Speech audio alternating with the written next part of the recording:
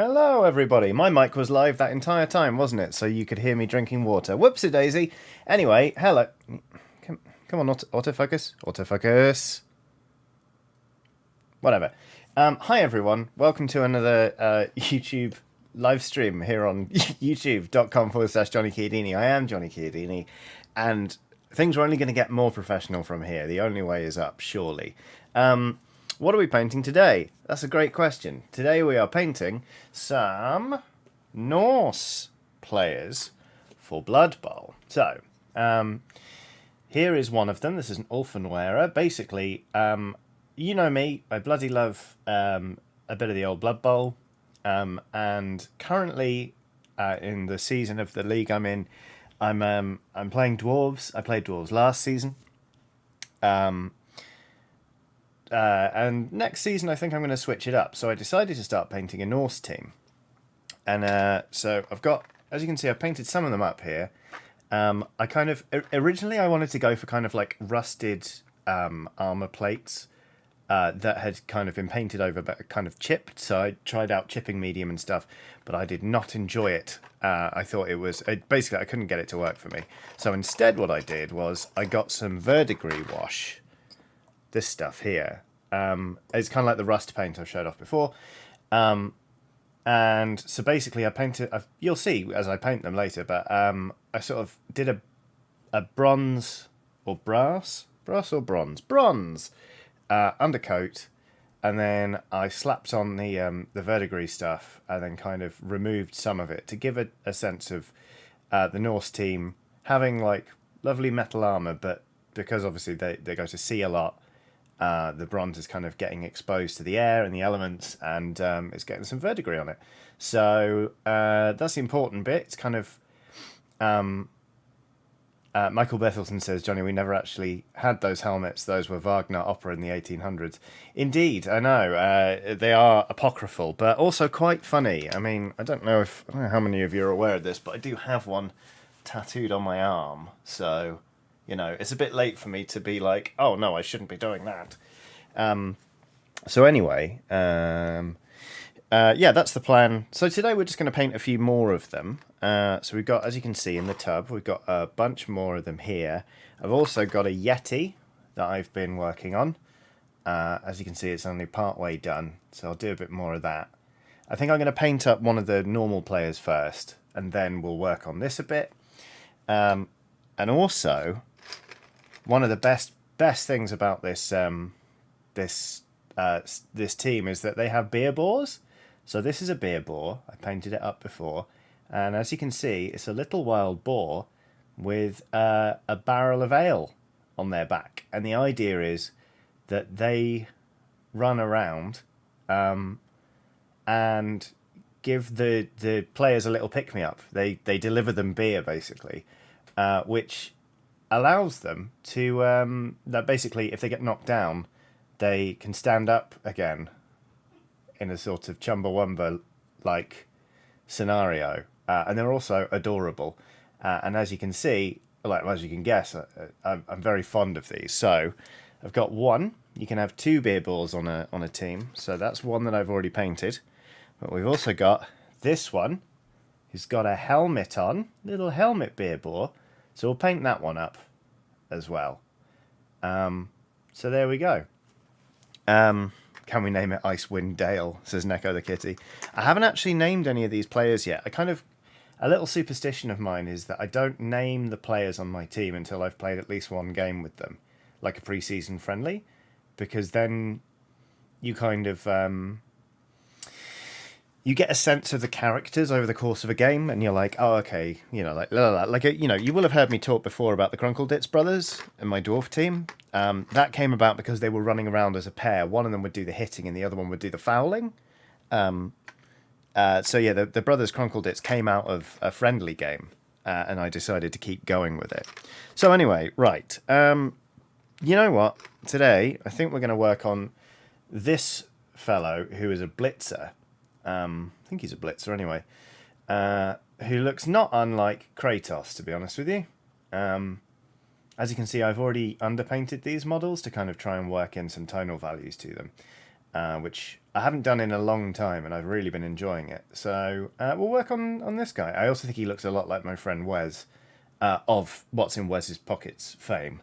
So anyway, that's the plan. And at some point today, actually, I'm going to try and work in some of these Vallejo metals that I got given very kindly by one Paul Foxcroft yesterday.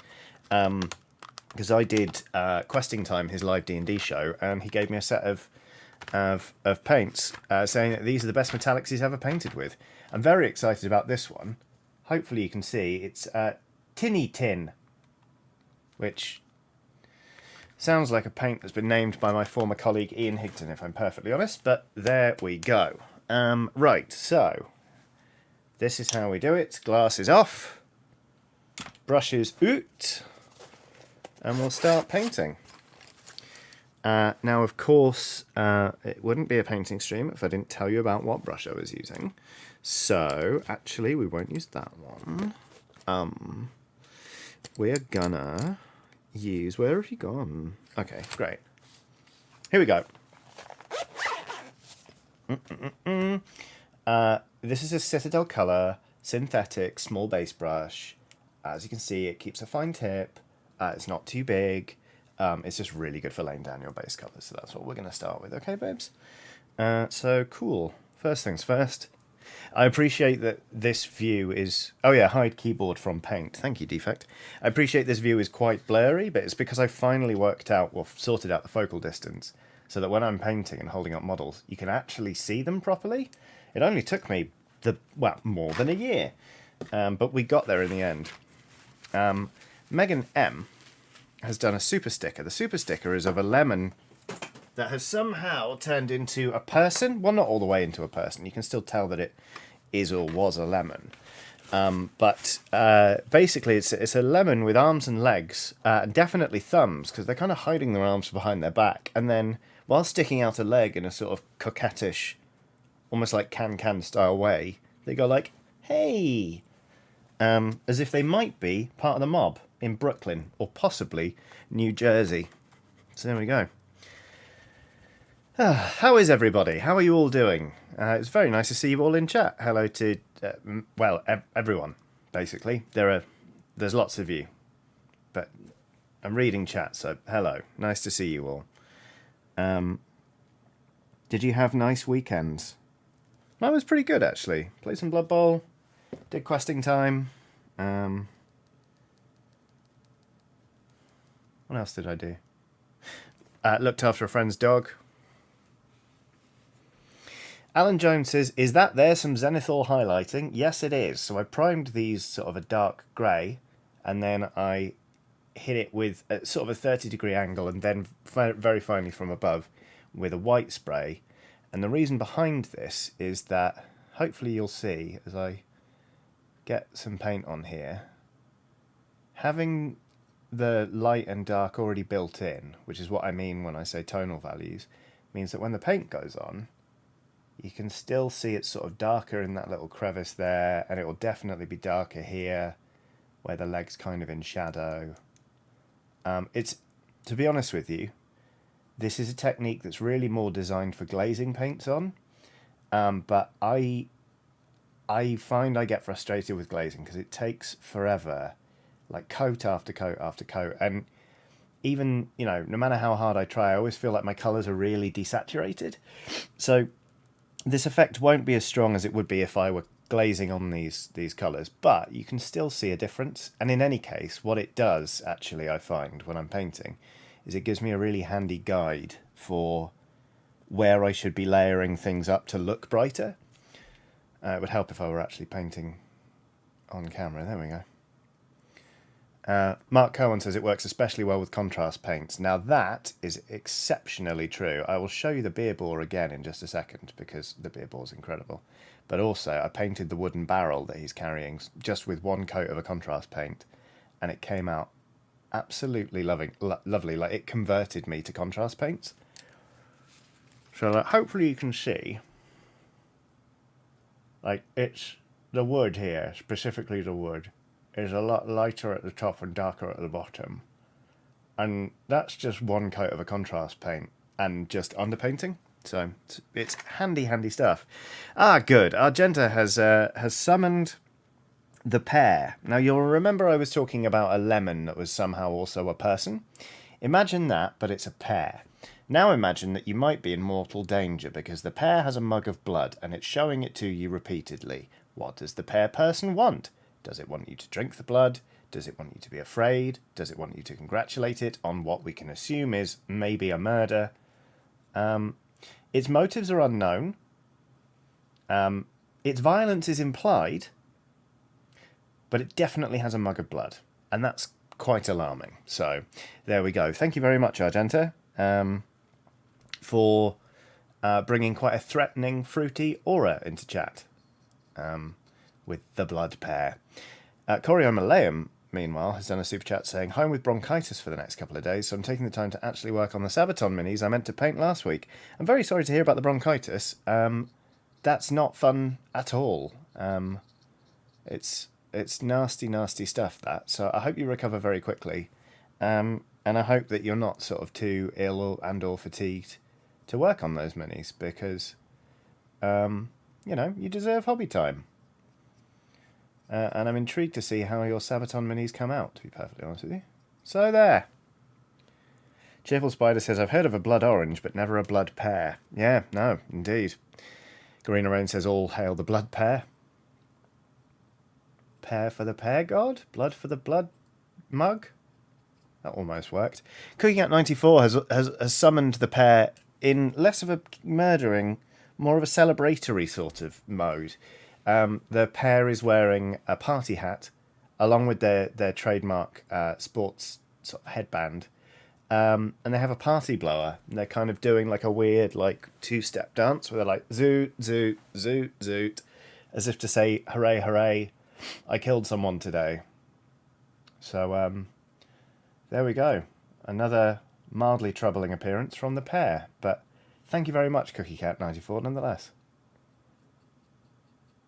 It's probably not the politest thing for me to do as a streamer, to be like, I'm offering you my thanks in spite of what you've just done. Whoops-a-daisy. Maybe I'll work on that in future. Who knows?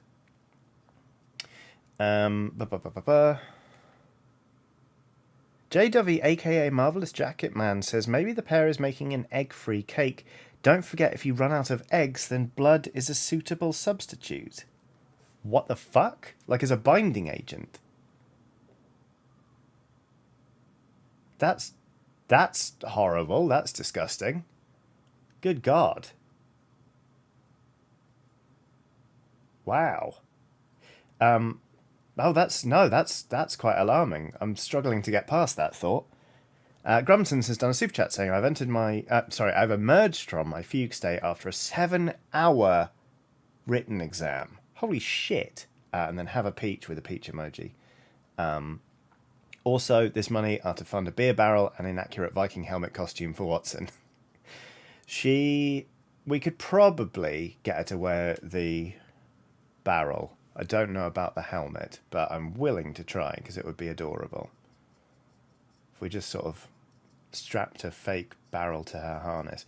My wife made her bat wings once for Halloween and she was running around in them and looked extremely cute. So I'm willing to give it a go, certainly.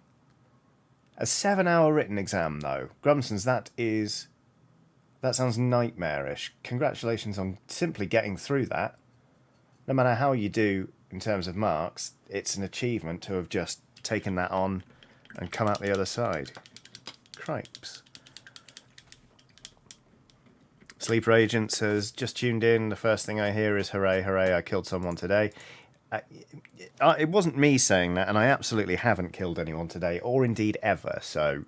But yes, I can understand how that would be an alarming thing to hear. Whoopsie. Charles the Great and Powerful says, now, Johnny, when you say zoot, do you mean the sound zoot, or do you mean as in the colloquial term for a spliff? I did mean as in the sound, but, the pair, the pair's killed people. Like, this we can be sure, so... what would the devil's lettuce be to them? Nothing. They wouldn't. They would happily sup of its weediness. I don't know what I'm saying. Right. Okay. So, oh, that's interesting. Oh, that's a bit of fun. Okay, so we've laid down one base colour on the skin. We're going to layer up another one before we shade this model. But I'm going to start working on his shorts, which I'm going to paint blue. And then you can see he's got armbands here, but they're actually sort of tied, they're crisscrossed with sort of like leather ties. But I'm going to do the armbands red, and then the ties I'll do in sort of a... what was I using last time? Uh-oh. Oh, I think I was using ivory and then just shading it. Yeah, okay, so I'll use ivory there. Because basically the colours of this thing are verdigris, obviously, but also red and blue, so I kind of want to work it into each model, but in a naturalistic way. Luke Gray has done a super chat saying, sorry, Johnny, but you can whip blood, brackets, normally pig's blood, like it's margarine, and yes, you can bake it. Wow, every day's a school day. Criminy. That's resourceful. I'm not saying it's not useful, and it would be hypocritical of me as somebody who eats meat, again, now that I'm not a vegan anymore, to, like, bulk at that. I just had no idea that it could be used as a binding agent. That's wild.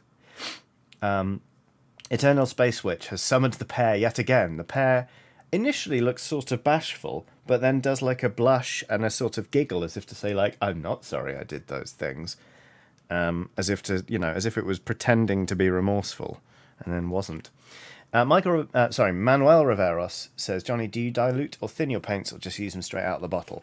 What I do is I use a wet palette. So you can see here I've got, this is very wet. This is greaseproof paper with underneath it there's kitchen towel that's drenched in water, and sort of the good thing about it is it almost naturally sort of thins your paints. So you can see here, like, that is very, very thin. So I do thin them down, but I let the palette do the heavy lifting. So, for example, I'm about to go in with this paint. So what I'll do is get a bit there, and I'll start working it here until I reckon it's about the right consistency. And then what I tend to do, like a lot of people do, is on my thumb, I'll just test it to make sure it's giving me the coverage I want. It is. So now we're going to tickle this guy's butt with the brush. Like this. Oops, shit. That's behind my face. Like this. There you go. And I know that that's a thinness or thickness of paint that I can control nicely. It's not so thick that it's going to obscure the details of the model, nor is it so thin it's likely to run. A second coat would do, like a second thin coat would do really nicely to punch up this colour, so I probably will do that. Whoops, I've also just overpainted a little bit onto that leg. I'll just have to fix that later. So that's how I sort of do things. Sometimes with an edge highlight, or if I'm just trying to do like a tiny dot of something, I will go straight from the pot or bottle, but generally speaking, I won't. So there we go. Faye and Tired says, but is it a fine Norse butt? I'd say so. I'd say they've all got nice bums. Mark Cohen says, do you have any wild and unfounded speculations about what Games Workshop's upcoming big announcement for Citadel Paint might be? No, I didn't even know there was one coming. Tell me, what has been teased thus far? I had quite a busy weekend, so I've been a bit out of the loop. Like, for example, I haven't looked at really anything from KeyLeCon so far, or whatever they're calling the video game Key 3 festival of announcements thing. I watched a bit of the Starfield trailer, and it looks like a really great game, but I'm worried it's going to leave me a bit cold, because I'll be honest with you, I hated Fallout 4. Like, I hated it. I really wanted to like it, and I thought it was dull as dishwater. And I'm a bit worried that Starfield's going to feel the same way to me, especially if the crafting system is especially deep, because a lot of the time I cannot be bothered to just go around gathering screws, etc., etc., but we shall see. Teased thus far, says Will. Hello, Will. A thing is happening, and it'll be a big deal. Dropper bottles? God, that would be lovely, wouldn't it? I have no idea what it'll be. Will says, I agree, Starfield looked like a really great game, specifically No Man's Sky. Oh, it's Starfield, not Skyfield. Wow. A friend of mine described it as No Man's Skyrim, which I thought was very witty. Etoporinka has done a super chat saying, in Polish tradition, we have a blood soup called black soup. It was served to a young man if the father of his love wouldn't allow marriage. Holy shit, that's amazing. Holy fuck. Excuse me, sir, I've come to ask for permission to marry your daughter. Okay, what do you say? Well, I'm just going to pop to the kitchen, but I'll give you my answer in 2 to 3 hours. If you hear a pig squealing, don't worry. It'll all make sense when we have lunch. That is fascinating. I love that. I absolutely bloody love that.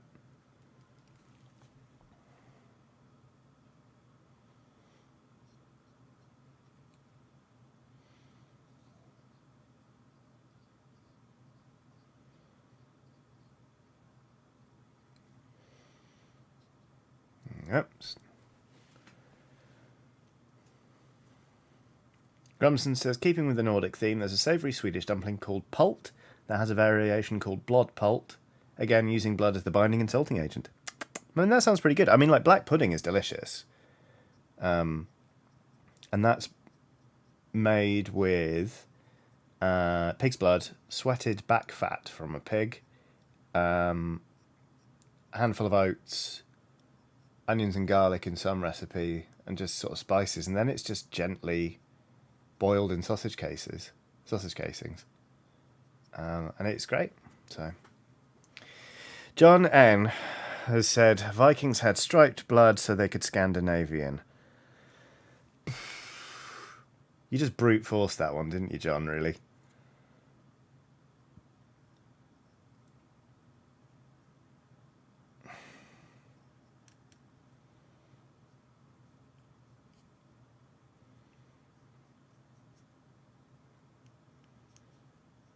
I'm sorry, but like, can you imagine not liking your daughter's suitor and then getting to make them soup to tell them to jog on?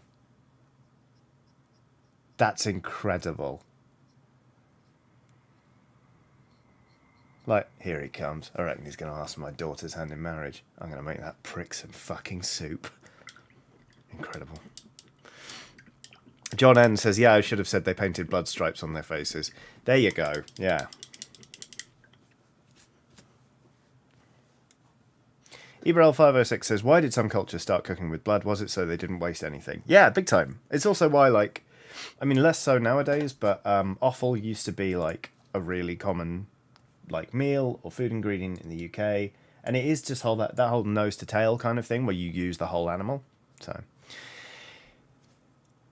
Nick Jeffrey's done a super chat saying, hi Johnny, you're painting Norse players. I hope you don't have a Dane, a Finn, a Swede and a Norwegian together, the 4 Norsemen of the apocalypse. That's very good, in fairness. I haven't named the team yet, and that's quite tempting, actually. Norsemen of the apocalypse. Let's see. I'm going to put some music on for myself, because I'm wearing headphones, but currently not listening to a damned thing.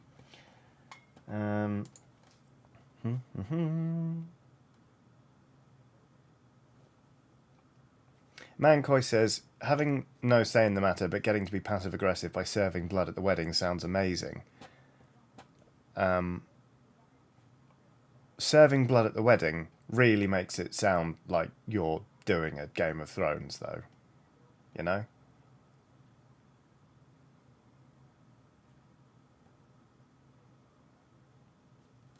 The Nice Switch says, great, I love the amount of blood chat happening today. It's definitely great and not at all yuck.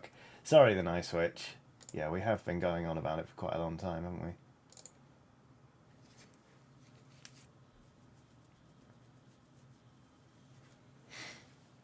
Oh, Eto Parinka says, Johnny, they did a normal lunch. All the guests get, say, chicken soup, and then boom, the dude gets something else. Big oof. That's incredible. Incredible. Ebril506 says, what are you listening to nowadays, Johnny? I'm listening to a lot of the latest Pup album, actually. It's really bloody good. So I'm, just listening to a lot of that, to be honest. William Barry says, are they good enough to be of the apocalypse, though? What if they turn out only to be the Norsemen of the mild inconvenience. That's a very good point, especially since they're only armor 8, so they're quite fragile, these lads. And ladies. There are ladies on the team as well. Right. So let's get started on the leather element.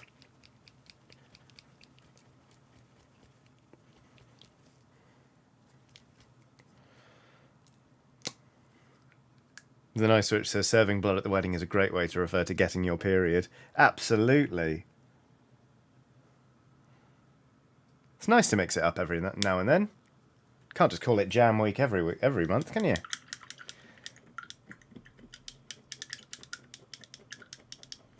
Honest Monk 25 says Habits is probably my favourite of the album. Mine is probably Totally Fine. I think it's great.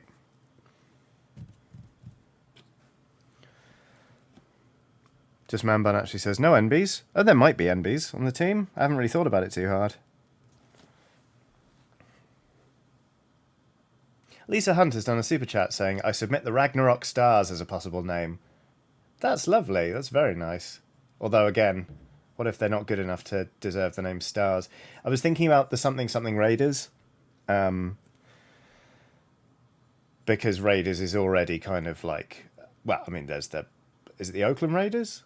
Like, they kind of already exist, so it's already tapping into sort of American football. That paint's gone on a bit too thin, I think. Oh, well.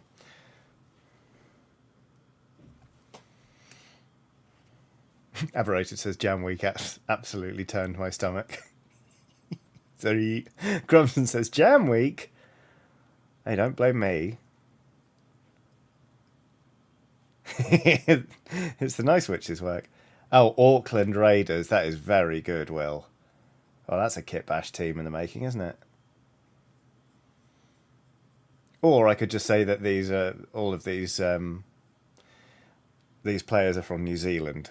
That's one way around it.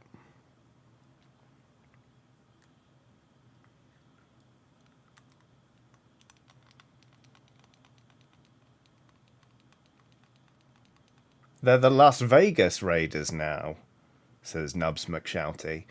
I have to say, I hate that teams can move. I don't like. I know it really doesn't affect me in any material way at all, but like it really bothers me. It's like you spend your whole life liking the Oakland Raiders, and it's like, oh, they're the Las Vegas Raiders now. It's like, what if you fucking hate Las Vegas? You know?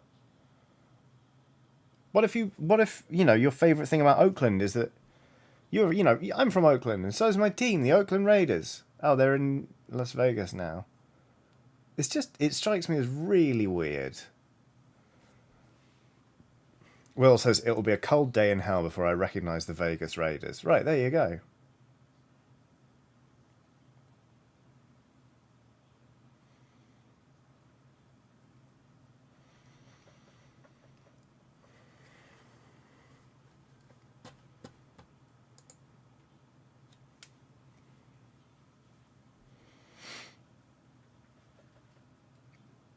The Raiders have moved around a couple of times. They were the LA Raiders at one point. Apparently Oakland was pissed. I can imagine. Yeah. Oh, they sued. Fucking hell.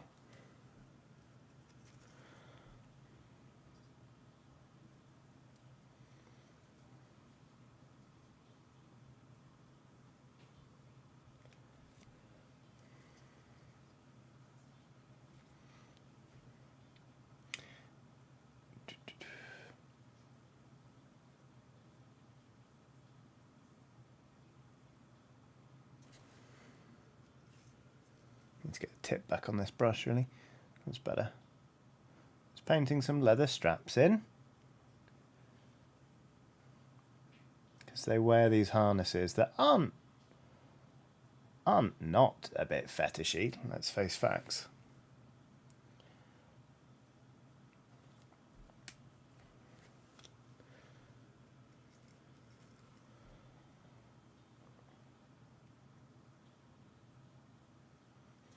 Oops.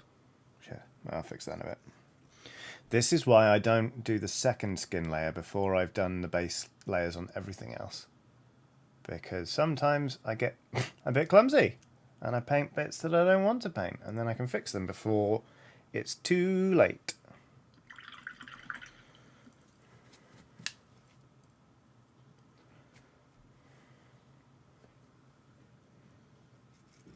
Mancoy says, yeah, if the Royals move to another city, that'd be the straw that gets me to start supporting them.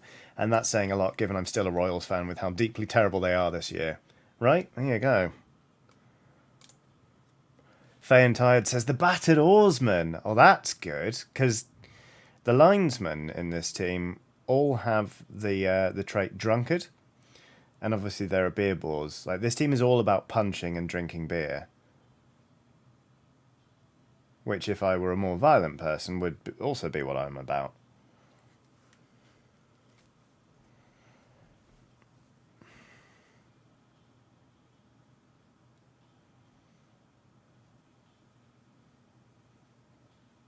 Okay, that's that bit done. Then we need Carrick Stone, I believe.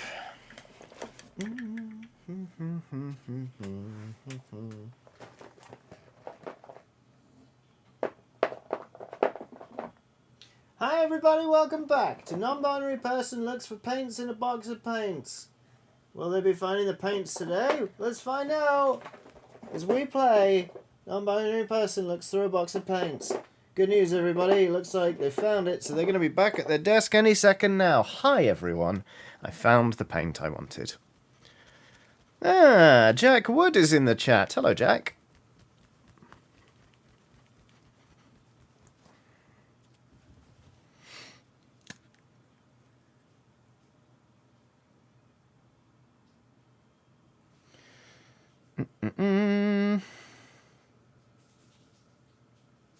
All right. B. Reynolds 376 says, ah, yes, my favourite show. Yes. It's a good show, you know? It's, you know what it is? It's a dependable format. It's a dependable format. You know what you're getting with Non-Binary Person Looks Through a Box of Paints for a paint.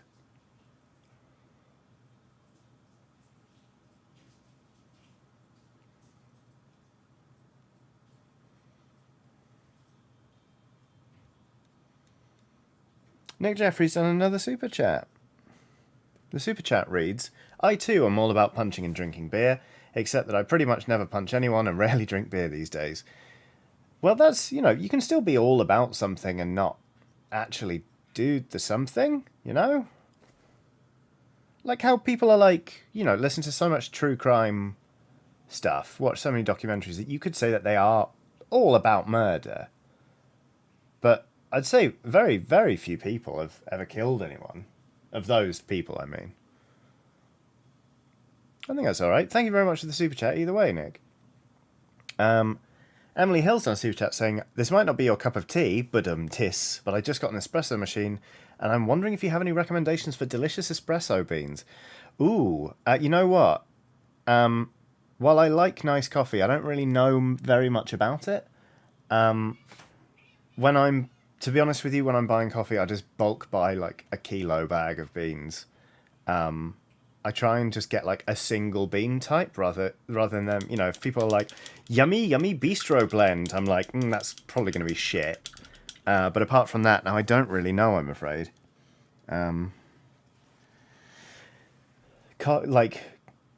Coffee is one of those things. Like I really like it. I drink a lot of it, but also like it's kind of one of those things where I'm like, oh, there's too much here for me to want to become truly knowledgeable about it. People, you know, like the minute I'm worrying myself about acidity and pressure and all this kind of stuff, I just feel like it's getting in between me and drinking some coffee, you know?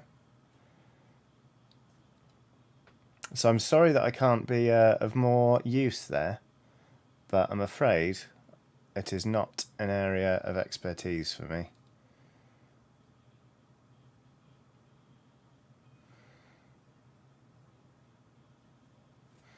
Okie dokie. We're getting there with this. Aiden Folks says, do you grind your own beans? Yeah, we got a coffee grinder. Just and then buffed.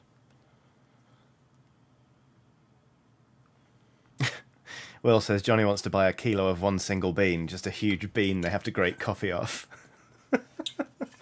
I just like run my front teeth down it like I'm a beaver. Cyborg Penguin says, I'm a simple individual. I see a mention of beer bore and I click. Hello everyone, by the way. Well, it'd be churlish not to show you the beer bore, wouldn't it? Here's a beer boar. Yeah. Running around. Being a little pig. Helping the players get back up. Just a lovely little pig. Just innocent pigs. Just normal pigs. Okie dokie. Hold on.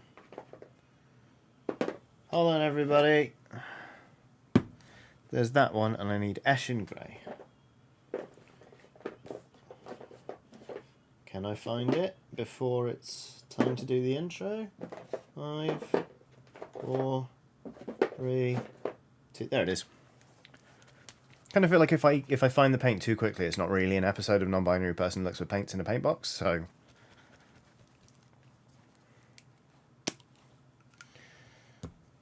that's why I was giving myself a little countdown there.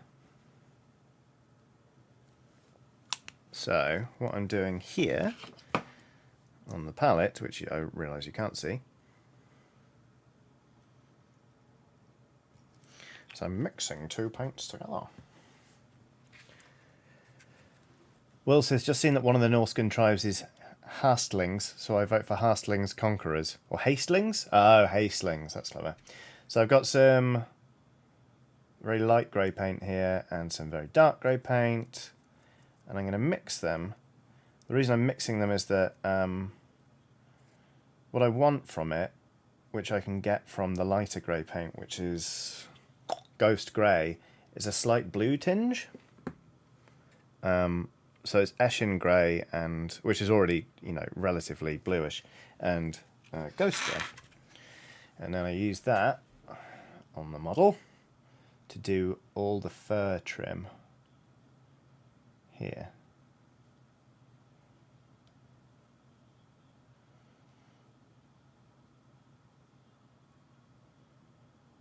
It didn't occur to me to look through the Norscan tribes, actually. I should probably have a deeks. I mean, as you can probably guess from Barrack Skylad, I'm not adverse to making up my own locations, but still.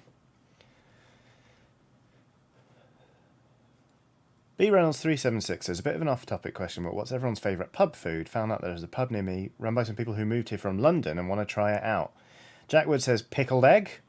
I mean, obviously Scotch egg is big for me, but if they have imported snacks, particularly if they have scampi fries, you should eat scampi fries.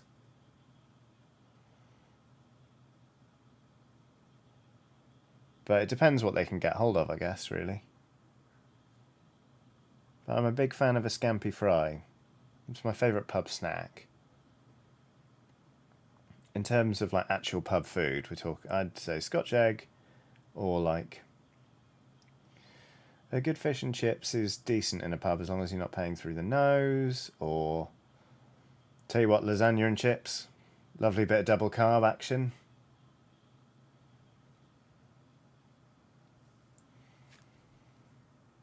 So there we go, there's that fur trim. As you can see, it's slightly blue. Ger Norton says pork scratchings. Yeah, if they've got pork scratchings, it's well worth taking that culinary adventure, to be honest.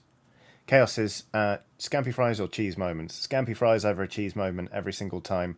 The sort of slightly gooey, yielding middle of a cheese moment reminds me of when you get pork scratching that isn't crisp, but on the inside is just mostly soft, slightly gritty fat. Those ones kind of freak me out a little bit. So definitely a scampi fry over a cheese moment.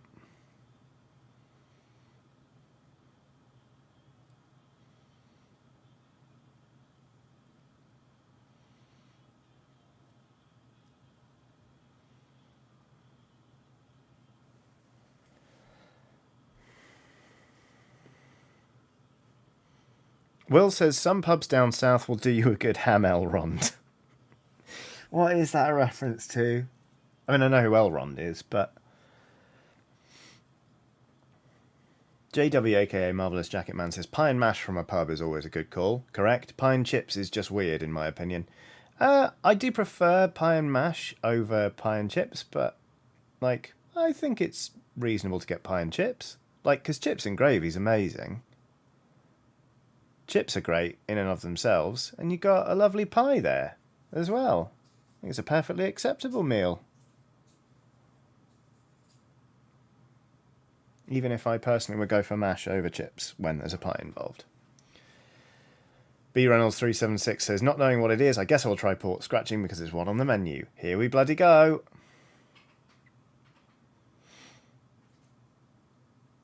They are... It's a singular thing to do with pigskin, but it's quite tasty. Right, so that's the fur trim. There we go.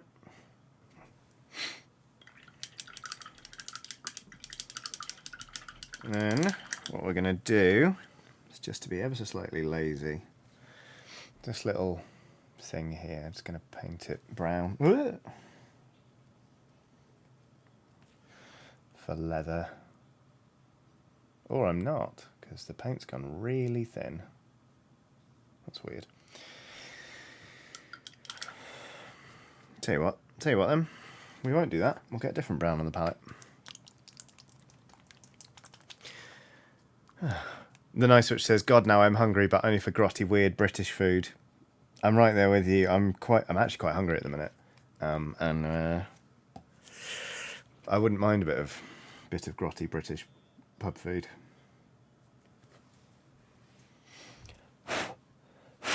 I got in really late last night from questing time, and I was exhausted. And I didn't have the energy to cook anything, so I got a kebab in.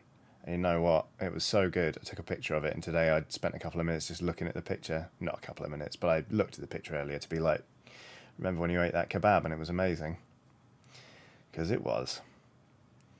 So we're layering up the leather now in a different brown, just to kind of give it a bit of character, and then actually when that gets shaded, it gets flattened really nicely, so it looks like worn leather.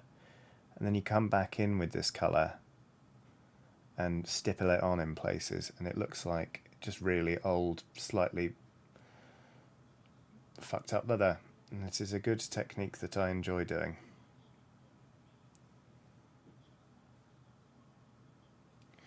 Also seen a bit of skin I need to fix.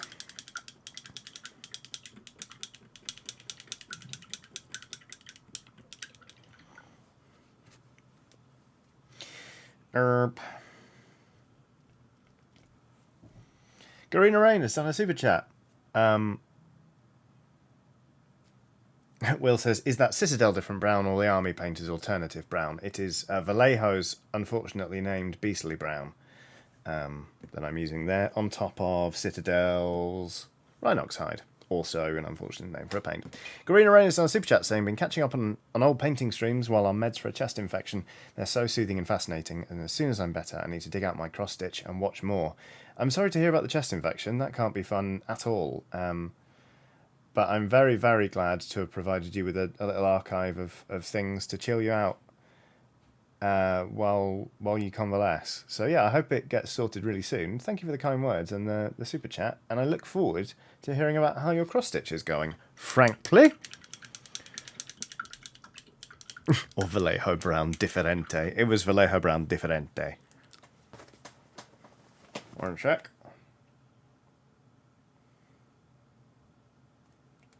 Okay, cool. Right. I need to do the straps, which will require a brush change. Before then, I've got this little horn here.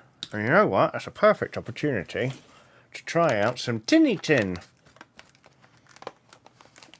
from this box of paints from the lovely and very, very kind Paul Foxcroft. Hang on a sec.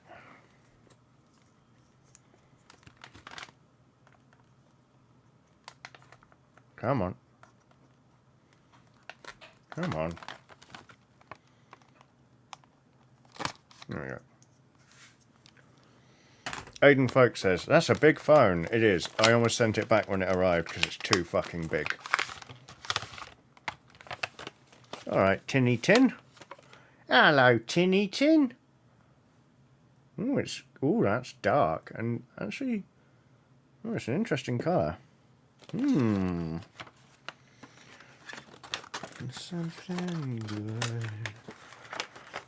I feel a lot more forgiving, says Will, of Rhinox Hide now that Games Workshop has a specific name for hero character type black skin paint. That's a fair point, actually. Nick Jeffrey has done another super chat saying, when Mum was around and cooked a pork roast, occasionally the rind wouldn't become crackly. Instead of crackling, we called that squidgling. Ooh, that's evocative, isn't it? All right, tinny tin.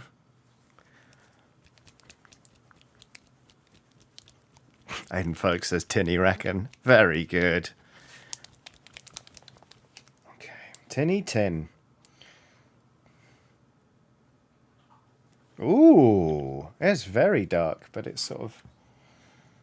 okay. All right, tinny tin. Let's see what you can do. I wouldn't say this is a tin colour, but it is very nice. It's very rich.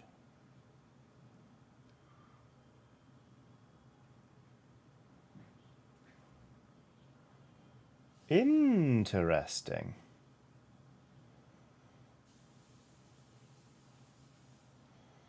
And he's a nice colour. There it is, the tinny tin. Alright, tinny tin. Right.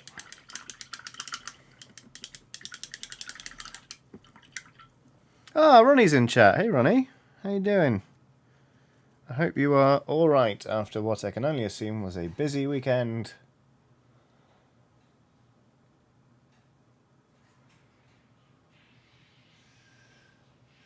I've actually gone in a bit heavy on this paint. Yeah, but that's fine. Oops.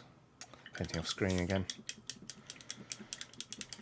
That is a really nice paint now that's dried. I'm a fan of the old tinny tin, turns out.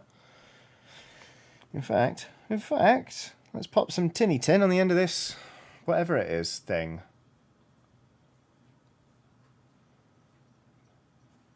There we go.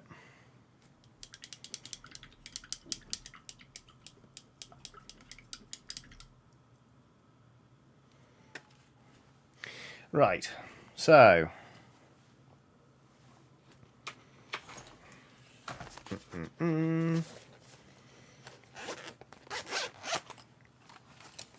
Ronnie says, haha, I am motionless in bed today, just hyping myself up every few hours to eat.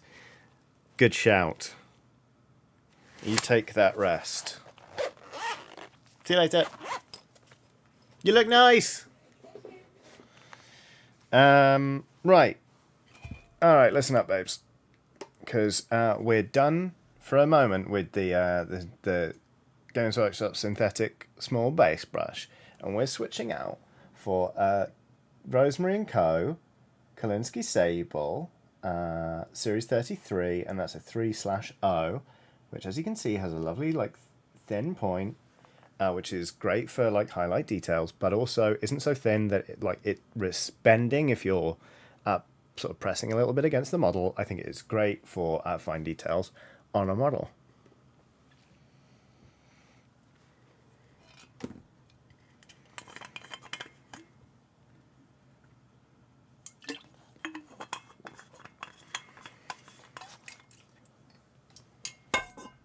So,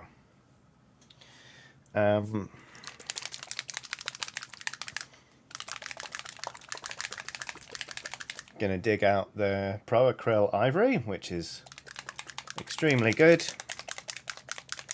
Brooke Boyd says, alright, made it in time for babes and the brush description. Michael Berthelsen says, does the brush use actual sable fur for the brush? Unfortunately, I think it might do, which isn't great. I try to avoid buying brushes with sable in them, but I do own this one.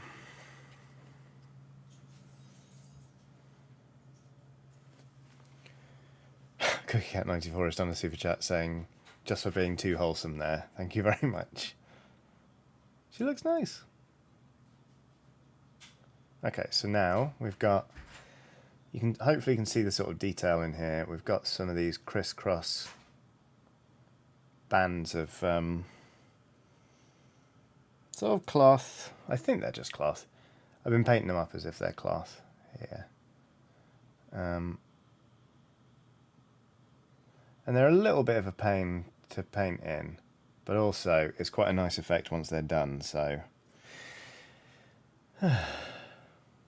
Will says, I recently went to buy some new sable brushes and I'm going to avoid it too. 26 fucking quid. Jeez. That's outrageous. When I was talking to lovely Paul Foxcroft last night at Questing Time, P.S., he gave me a very strong recommendation for Army Painter's dry brushes. Apparently they're brilliant, so that's good to know.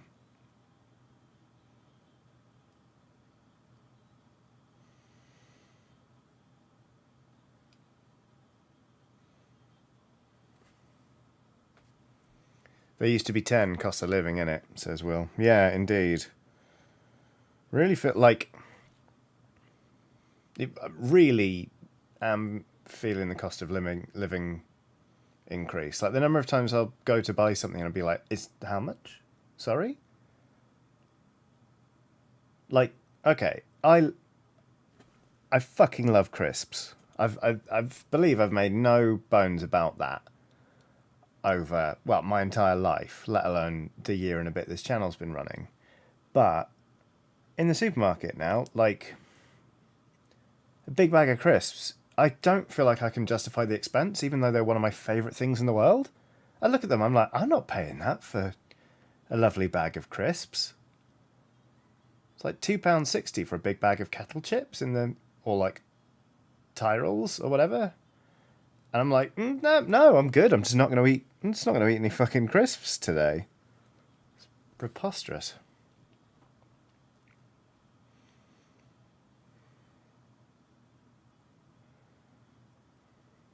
Ronnie says, yeah, my grocery shop has started to hurt recently. Yeah, it's not great, to be honest. Might become a poacher. Fuck it, why not?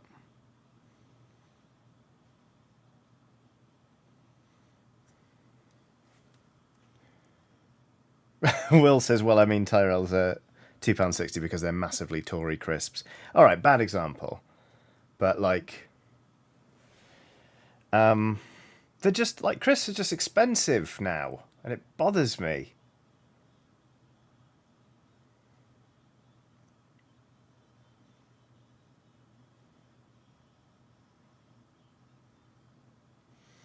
This isn't the cleanest job I've ever done on these little bands, but it'll be okay. Once they've been shaded and highlighted, I think we can get away with it. Okay, so there's how this is looking so far. You can see the sort of leg bands there. Ugh, that one is untidy. Oh, you know what? It just needs a second coat, really, to make it stand out a bit more.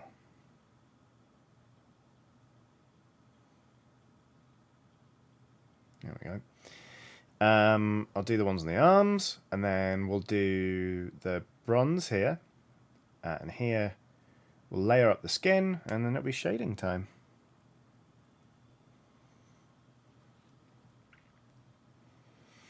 Will says, £2.60 for the root vegetable medley. I shall have to have Henry shoot one of the horses to cover this.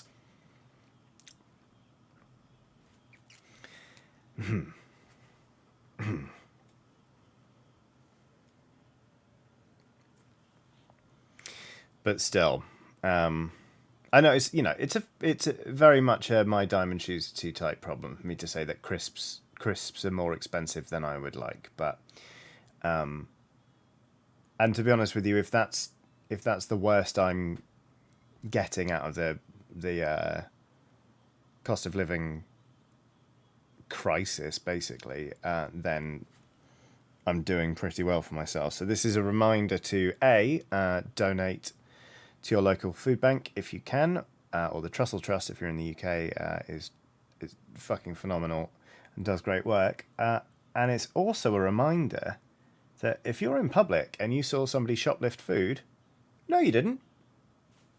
No, you didn't. You just get on with your fucking day.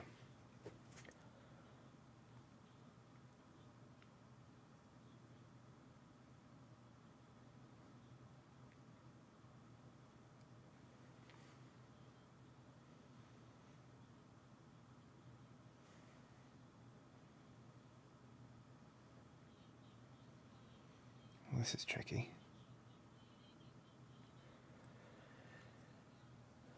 Neko the kitty says, and this is how Ravenous Devils becomes a reality. We're a brick wall, mister!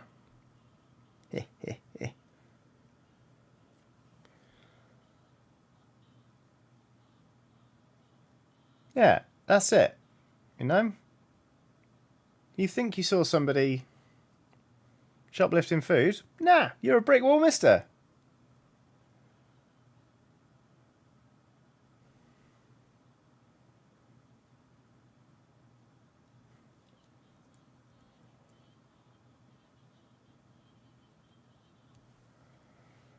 Ta-da!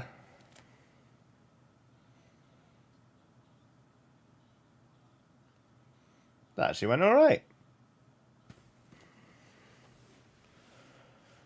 Chaos says, you say that, Johnny, but if you see Richard Madeley shoplifting food again, you definitely saw it. Okay, fair. What about Anthony Worrell Thompson? Trying to cheat the self-service checkouts for wine again.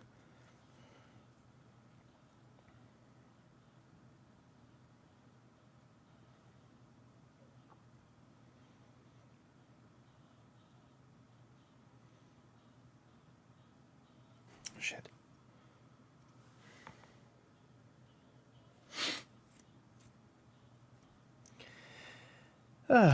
Okay.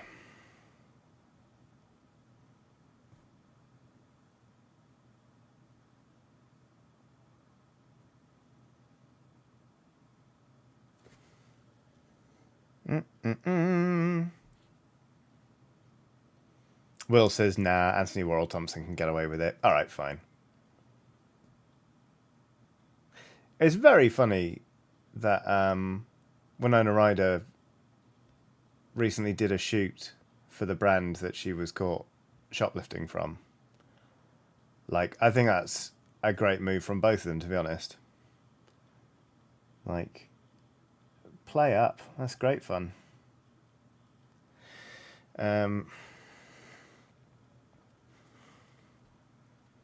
Which reminds me, I was about to say which reminds me I haven't seen the new Stranger Things, but I also haven't watched season 3, so it's not really a surprise, is it?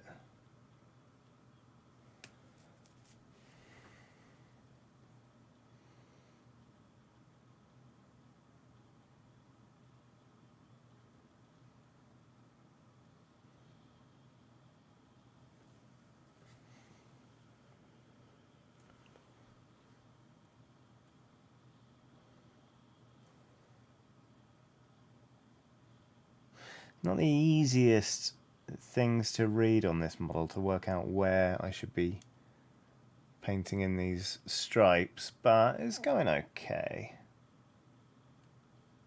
I think I've mostly got it right. There's just some stuff under here I need to join up.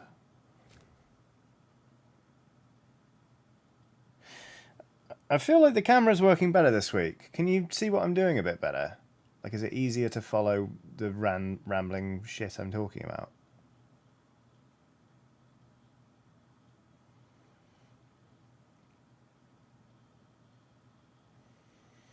Phew. There we go.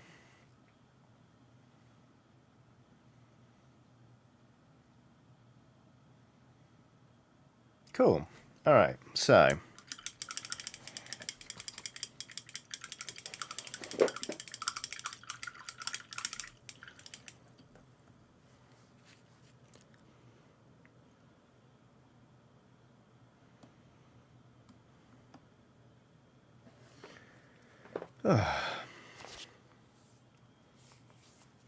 The nice which says, if you see Jamie Oliver shoplifting, or not shoplifting, you are allowed to throw hands.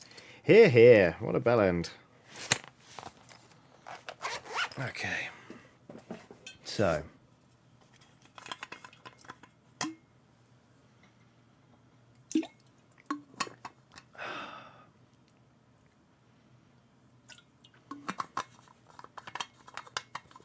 Bloody hell, we're already an hour in. That's gone fast. I have to say, I'm really enjoying painting these models one at a time rather than batch painting them. Overall, it's a little bit slower, but you know what? I'm having a great time with it. So, sorry, not sorry. Right, so yeah, we were going to get the bronze on there. For 14 says, who is Jamie Oliver? Don't worry about it for 14. Like, there's... I wouldn't want to burden you at all by informing you of who this man is. He's a celebrity chef. He's an arsehole, basically. Mr. Tom for the win is in chat saying, what's the charge? Shoplifting a meal? A succulent Chinese meal?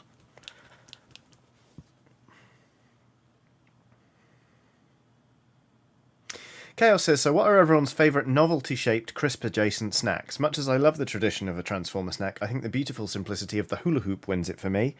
I'm a big fan of those, to be honest with you. Yeah. Hula hoops are pretty great. Or, like, the little tiny potato sticks that are, like, almost shards of potato. Those are pretty great.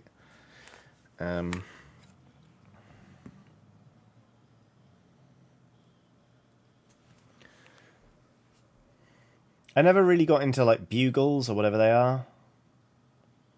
I found them, like, quite unsatisfying. Oh, I'm a big fan of a pom bear, though. Especially the pom bear jury. As discussed on my crisp video with Joe Scrabbles.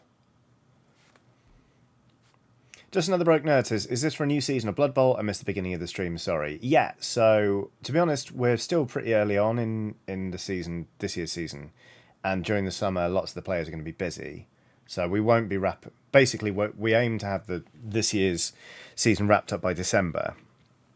But I've already decided next season I'm going to retire my dwarf team and run Norse. So I'm just really having a lovely time, really taking my time painting these models up.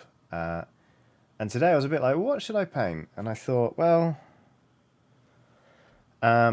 last week I've kind of really was trying to rush through painting the Oxventure figurines to get as many of them done as possible. So I kind of wanted something with a nice lazy pace, and I didn't really have anything on my painting table apart from this team and more Turnip 28. And I've done Turnip fairly recently, so I thought, why not? Let's paint some Norse. In fact, while we're talking about Turnip, I painted some lovely, horrible stiltmen recently. So these are some loafers of the Magdalen Marsh. And you know what? As Jack Wood and the rest of the Ham Criminals put me on to... Jack Wood and the Ham Criminals, what a name for a band. Put me on to doing Black Templar contrast over silver armour, and it works a treat. I'm having a great time with this lot. They're horrible. So there we go. Anyway, so this bronze colour is really nice, but you do have to kind of push it on. It doesn't paint on especially nicely. It can go a bit thin. It almost feels a little bit greasy. And so you're sort of sliding it around the model, but it is good, and it really supports the verdigris paint that I'm going to finish the model up with very well.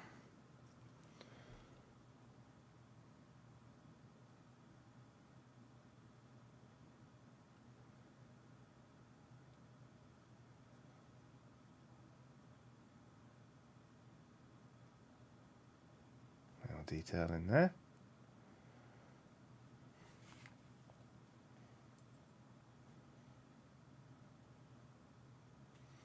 Great.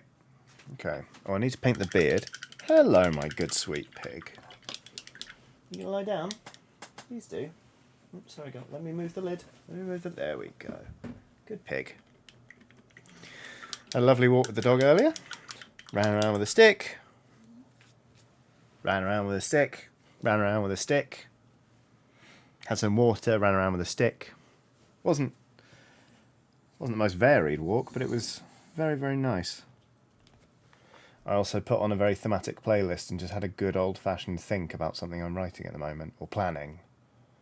I haven't actually started writing it yet, because I feel like I'm cheating on another project I'm writing at the minute if I work on it, but I also can't stop myself.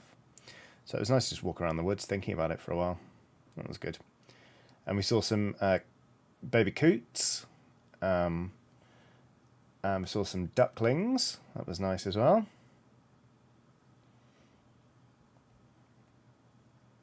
I'm slightly sad, but the woodpeckers have fledged, so the woodpecker nest is empty now, which is a shame, because I was really enjoying looking at that every day.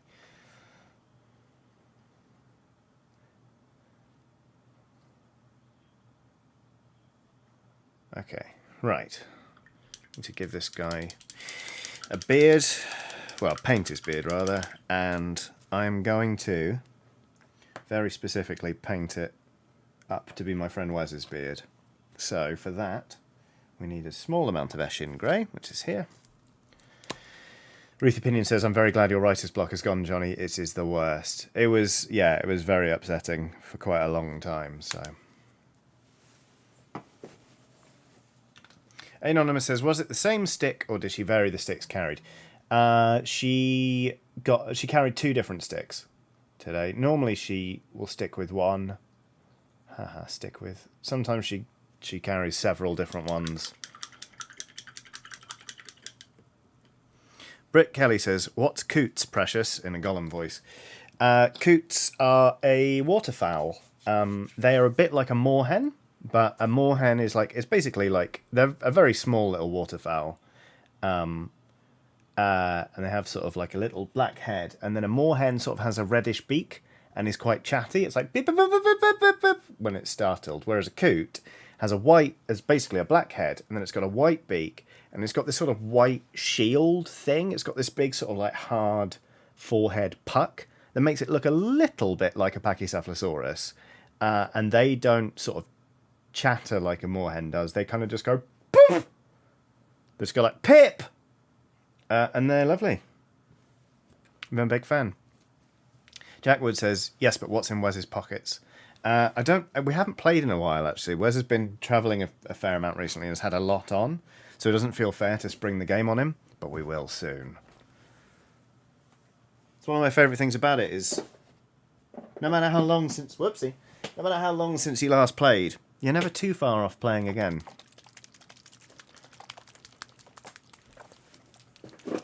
Will says, also very important to know, coots have absolutely no hair. Yes, because there is a phrase that says bald as a coot, because they've got that sort of dome. I hadn't thought about that. Oh, I also saw a Eurasian jay, which is one of my favourite birds, so that made me happy today. Okay. Is this going to work? Heavens, no. Stop messing around, Johnny. And just, you know what, just use that fucking slightly bluish grey.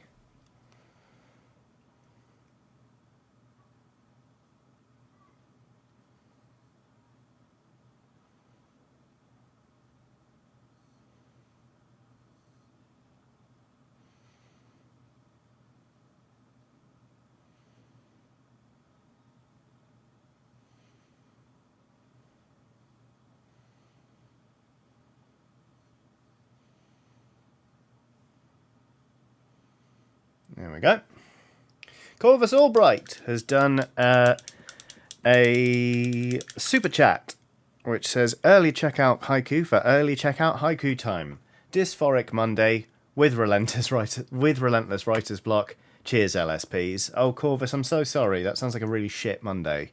And it sounds like, checking out probably a good thing for you. Just take some time to look after yourself. So, oh, mate, I'm sorry. But I hope it gets better. And I hope the writer's block shifts as well, especially. Sorry about the dysphoria. We'll see you soon. Well, we're always here, but there's never any pressure. So take care of yourself, and we'll see you very soon. See you very soon. Thank you for the super chat. Have a lovely day.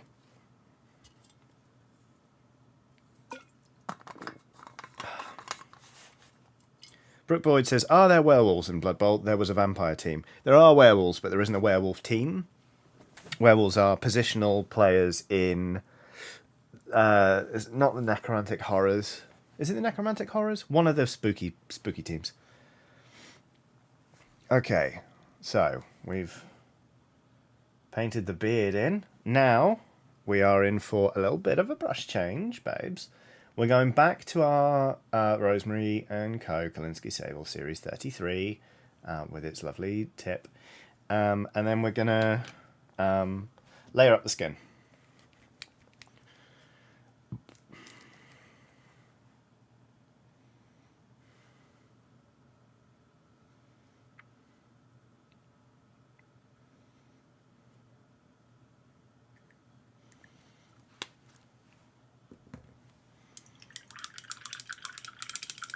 Ruthie Pinion says, no, werewolves aren't a team, they're a pack. Very good.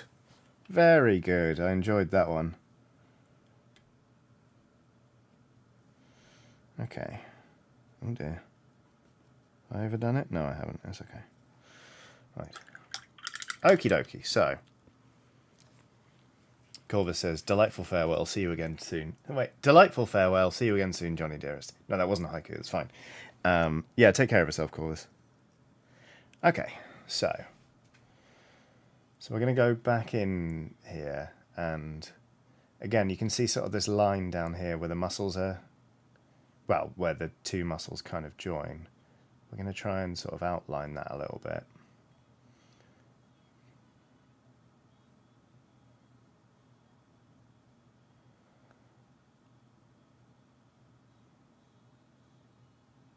Lots of little sort of sideways strokes. And again, when I shade this, these colours will sort of get blended in. But then I'm going to go back in with this colour and pick them out again, and just in a smaller area. Smaller area.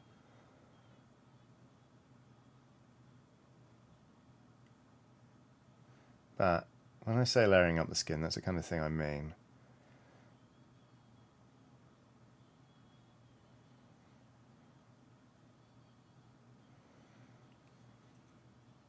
And I find this very, very relaxing. But to be honest with you, so at the minute, I've painted the models I have done so far. I've painted with light skin, but because you get sort of two of each model in the same pose, so like I've got another blitzer here. I'm going to do the other halves in dark skin tones to have some variety, make them all feel a bit more distinctive, and also just make it not a completely Caucasian team, which would be nice.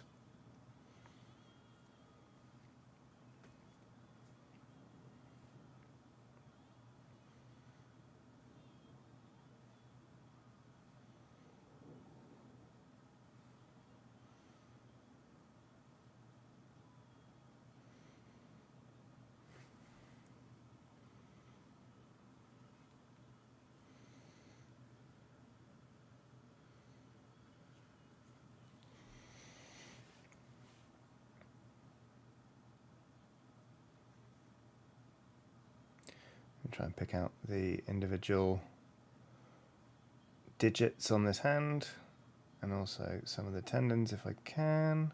Doesn't look great, but again it's fine, it will be shaded.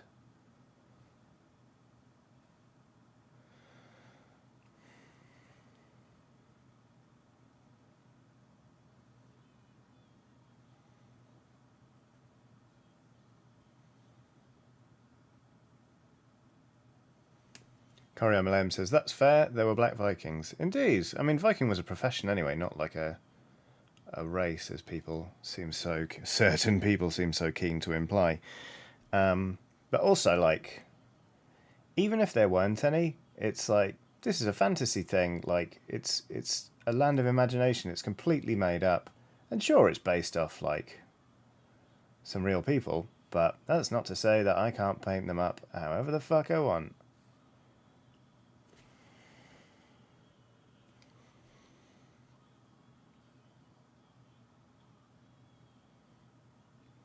There you go. So we just sort of picked out the sort of called the T-zone of the face. The nose, the brow, the mouth. But I'm also going to do a little bit on the ears here. Oh, it's lovely having the focus sorted. I feel like I can finally show you stuff I'm talking about while painting. That's fun. I do also want to do a bit more of his pate up here, so I think what we're going to do...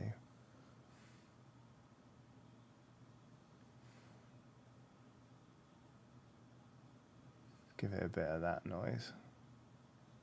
Ooh, that could be better. It's fine until it gets shaded.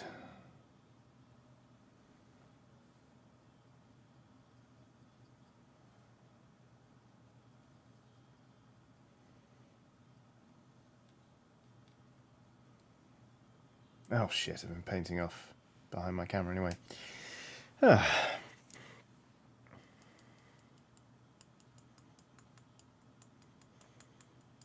Will says, yeah, I would also point out that some of these football players are also werewolves. Indeed, there's an Ulf Werner. He's part man, half wolf. Where's the other one gone? This guy. There you go. CEO Tog is in chat. Says, hi, Johnny and Alice. Peace. Hope Monday is treating you well. Very well, thank you. I slept in because I was very tired after yesterday doing questing time with the lovely Paul Foxcroft. I walked the dog. I received a couple of books in the post, which is great because I need them as research for a thing I'm writing. So I'm going to crack into those this evening. Generally having a nice old time.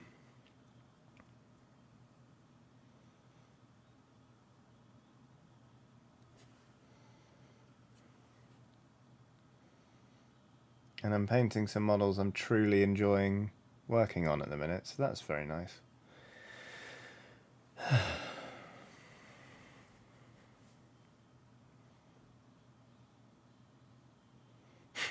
Just Another Broke Nerd says, so, have they finished the street construction yet? I've been chuckling at it in the Spider-Man videos. They're getting close, I think, but a car alarm starts going off the second I say that, of course. I'll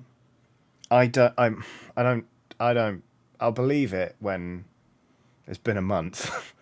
It seems like they are always finding something new to do. I've lived here for over a year now, and it's just been every day, well, 6 days a week, 8 a.m, noise.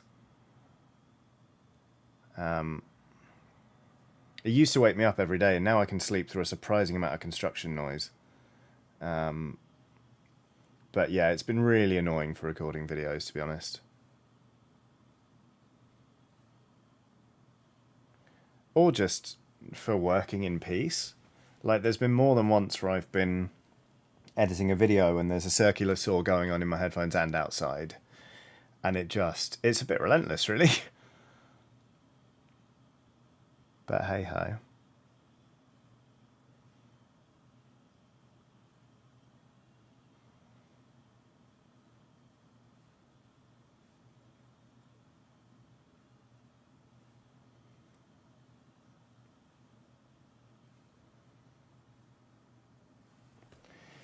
Okay.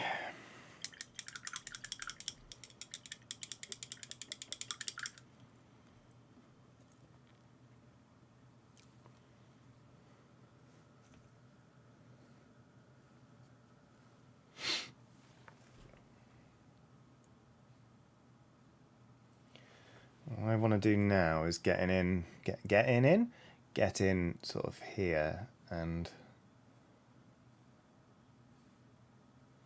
paint the sort of, oh, that's a little bit too thin, that paint. I'll just let it sit. Paint the kind of neck tendons, I guess you'd call them.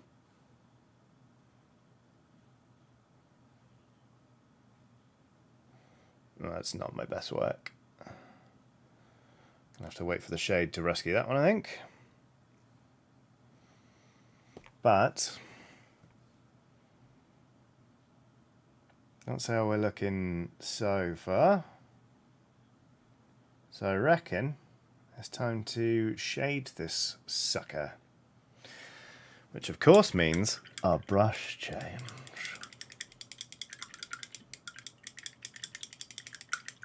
Just Another Broke Nerd says, I'll be honest, it's really barely noticeable unless I'm wearing headphones, which I rarely do. I usually don't hear it until you mention it. That's good news. I think the thing is, like, working as a video producer, especially for 14 years, you get really particular about these things. And a lot of the time, you'll obsess over something that very few people will actually notice. And if they do notice, they don't really care. And you only do it for your own sense of, like, well-being. There's more than once when I was working with, like, Seb Ford at GameSpot years ago, where we'd be talking and one of us would say to the other, be like, I think you need to just, like, draw a line under that one. I think you're the only person in the world who's going to care about this, and it's all right.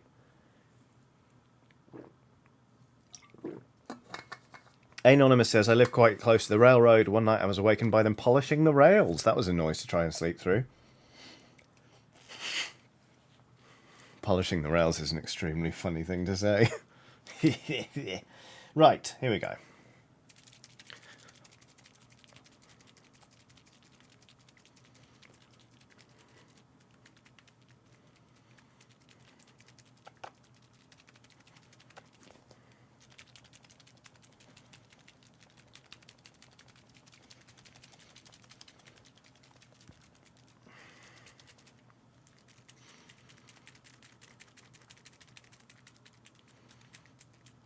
Ah, Grumble says, hi Johnny, hi everyone, hope you're all well. Very well, thank you, Grumble.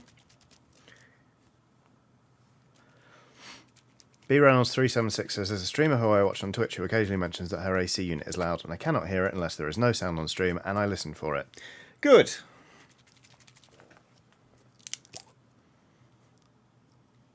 I've got a I do have a fan here. It's pointed at my face. It is quiet. If I turned it up, you'd be able to hear it, but you know, there is that bit of me that's like, oh, I shouldn't have a fan running. And then there's the other bit of me that's like, well, it's either I have a fan running or I have to stop streaming really early. So, given the choice, I'll stick a fan on, please. Would you start the fans, please, etc., etc. So, just slapping on some flash shade to get into the sort of recesses. Increase some contrast, blend these layers together, you know the drill. It's shading, isn't it? Oopsie, that's a bit much. Take some of that away. Put it on the leg.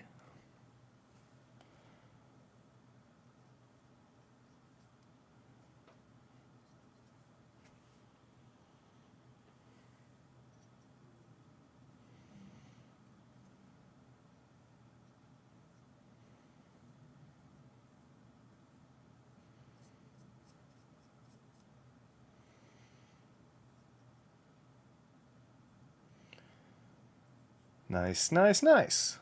There he blows. Right. Oh, sorry, I didn't tell you about the brush. Oh, God, I'm so sorry, everyone.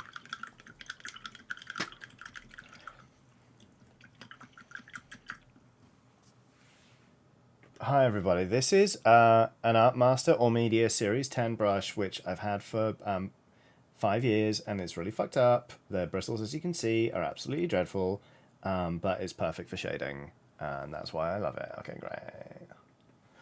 Cool. Ronnie says, oh, no, I heard on the radio in my Uber this morning that's going to be 30 degrees on Friday. 30 degrees Celsius. No, thank you, Ronnie. I'm going to be out in the daytime on Friday. That's very upsetting.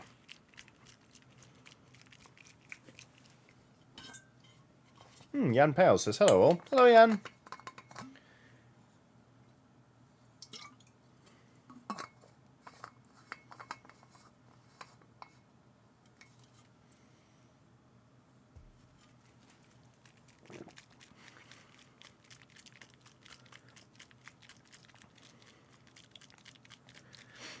Aiden Folks says, AC is not common in the UK, so they only sell portable units. Correct. I have a portable unit. It is a lifesaver.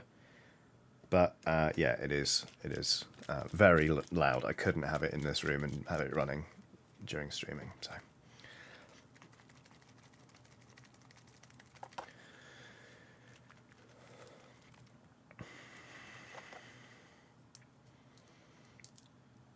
Will says, I'm meant to be going to the cinema in like 2 hours and I don't know if I can be asked. I mean, it'll be air conditioned in there, if that's part of the concern.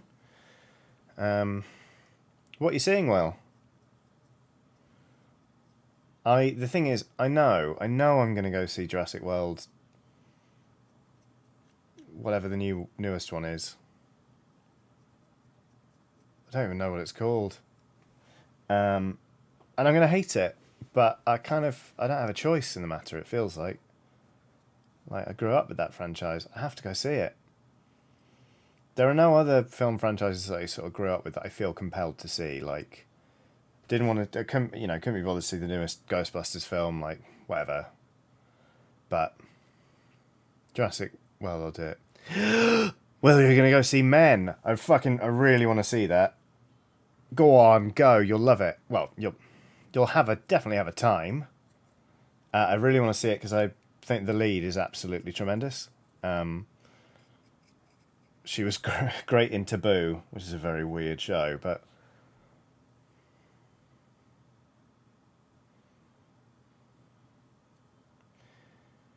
just another broke nerd says, are AC units bracket central air more common in newer homes or apartments in the UK? No, they don't build them. This is a new build flat that it does not have an AC unit. They don't have them. It's just not a thing in the UK. Our buildings are made to retain heat, and there's no air conditioning in any of them. Which is how last summer I was streaming in this room and it was 38 degrees centigrade a lot of the time, which was not great for me.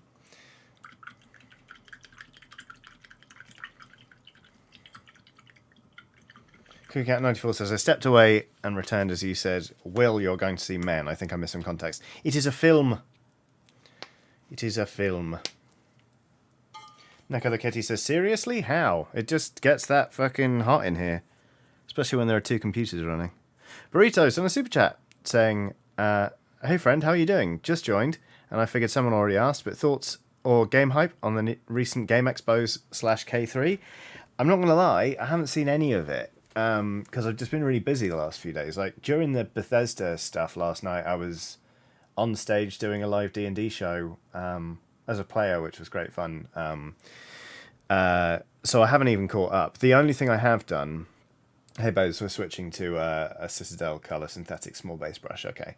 The only thing I have caught up on is I watched a bit of the trailer for Starfield, and it looks like a very well-accomplished game, and I don't know if I'm going to like it. I want to like it, but I worry that it's just going to feel like Fallout 4 to me, and I didn't like Fallout 4. That's all of my thoughts thus far. I really need to catch up. Oh, that's right. I was also streaming the other day when there was a bunch of other stuff announced. So it's, yeah, I need to catch up.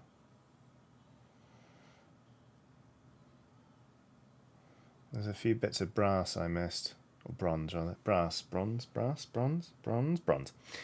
There's also, I noticed, these sort of little scaly bits down here. And I don't want those to be verdigris. So I might actually crack out a different metallic from the game colour set I got from lovely Paul Foxcroft. I've never tried chainmail silver before, so let's give that a go.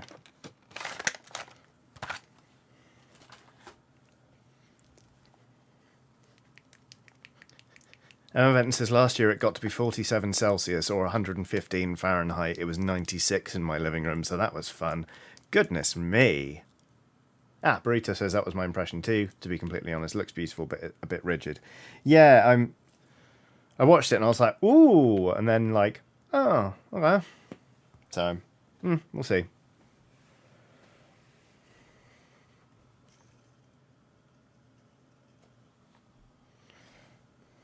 Oh, this is a good coverage paint, I think. Yeah, chainmail silver behaves nicely, doesn't it? Look at that. Bang! Great stuff.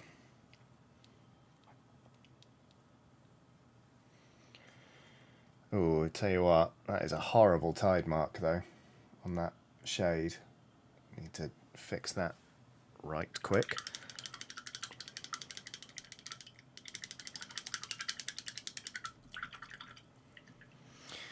Some guy sitting down us on a super chat saying, live D&D show, can we see it? Where? Wolf. I'm afraid Questing Time is not recorded, the live shows, so it is gone forever. But Questing Time does have a sort of a streamed element and is great. Paul Foxcroft, the GM, is absolutely phenomenal. Like, I've known him for 13, 14 years now. He's an absolutely lovely guy and so intelligent. He can keep so many plates spinning while DMing. I don't know how he does it. Like, he's phenomenal. So I'm sorry that you cannot see the the show from last night, but you should absolutely check out Questing Time. Last night I played a Warforged bard called Informo, who used to run an information desk before the city he used to live in was destroyed, and now he's just a freewheeling adventurer who talked like a phone line. So that was fun. I had a giggle with that. Okay. Ah, amazing. Addy, Are You Okay has done a super chat saying, finally COVID-free, with 4 clapping emojis, saying, hope you're all having a nice day. All the better for hearing that you're finally COVID-free, Addy. I hope your recovery continues to be smooth.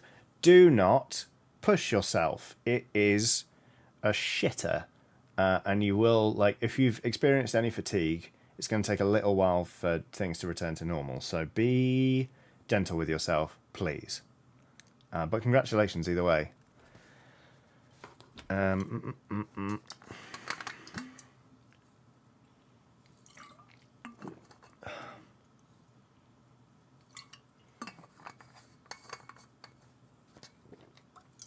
Okie dokie. So, now we need to layer up some things. Which is fine. We can do that. Who says we can't? I'm actually going to start with this sort of light tan leather here. Just pick out a couple of tiny bits of it.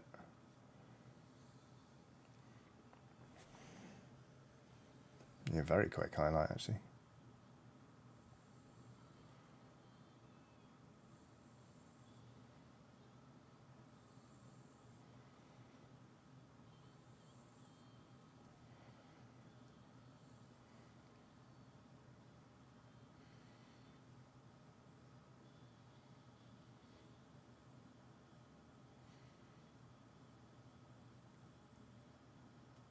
Okay, that's fine.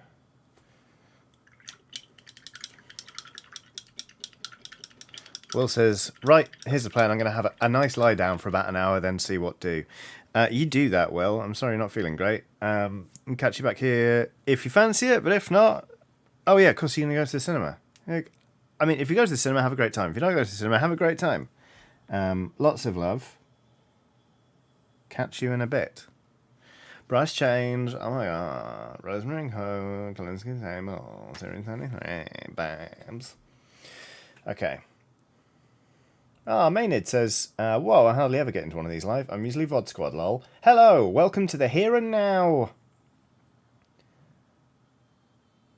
Right, I'm just going to go back over these little straps. And avoid certain bits. But also try and make sure they stand out as much as possible. Comme ça. Angel Beat has done super sticker, and in so doing has summoned the pair. The pair has killed again. The pair has filled its great mug of blood and is thrusting it repeatedly toward the screen as if to say, look upon my works. It's a big cup of blood. Thank you, Angel Beat. It is as harrowing today as it was the very first time we saw the cup and worked out what terrible things had happened when we weren't watching the pair. I hope you're well, Angel Beat. Certainly doing better than whoever ended up in that mug, am I right? Okay, so those are the kind of leg bandages. Cody Wilson has done a super chat saying, wow, that looks amazing. Thank you, Cody. I'm really pleased with how this team's coming out, actually. I'm having a really good time with it. But I'm glad you like it. And Claire de Bear has done a super chat saying, can you wish my mum Sue a happy birthday for Saturday? She is turning 70. And tell her to give me back my LSP t-shirt. Ice cream and ice lollies for all. Absolutely. Sue, I hope you have a really lovely birthday on Saturday. 70. That's one of those numbers that ends in a 0, isn't it? What a lovely milestone. I hope you have a great day, and I hope you really enjoy wearing your lovely Skeleton Pal t-shirt for the occasion, if you so desire. Maybe return it to Claire de Bear at some point. I think that would be a nice thing to do, but in any case, I hope you have a really lovely birthday on Saturday. So there. I hope I did all right there, Claire. Perhaps I should have been more authoritative about the shirt. I don't know. We'll see.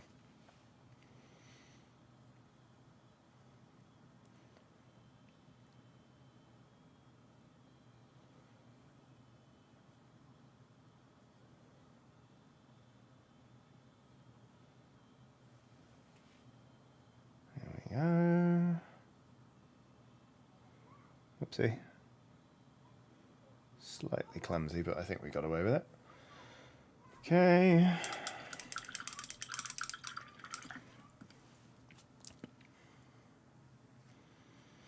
We need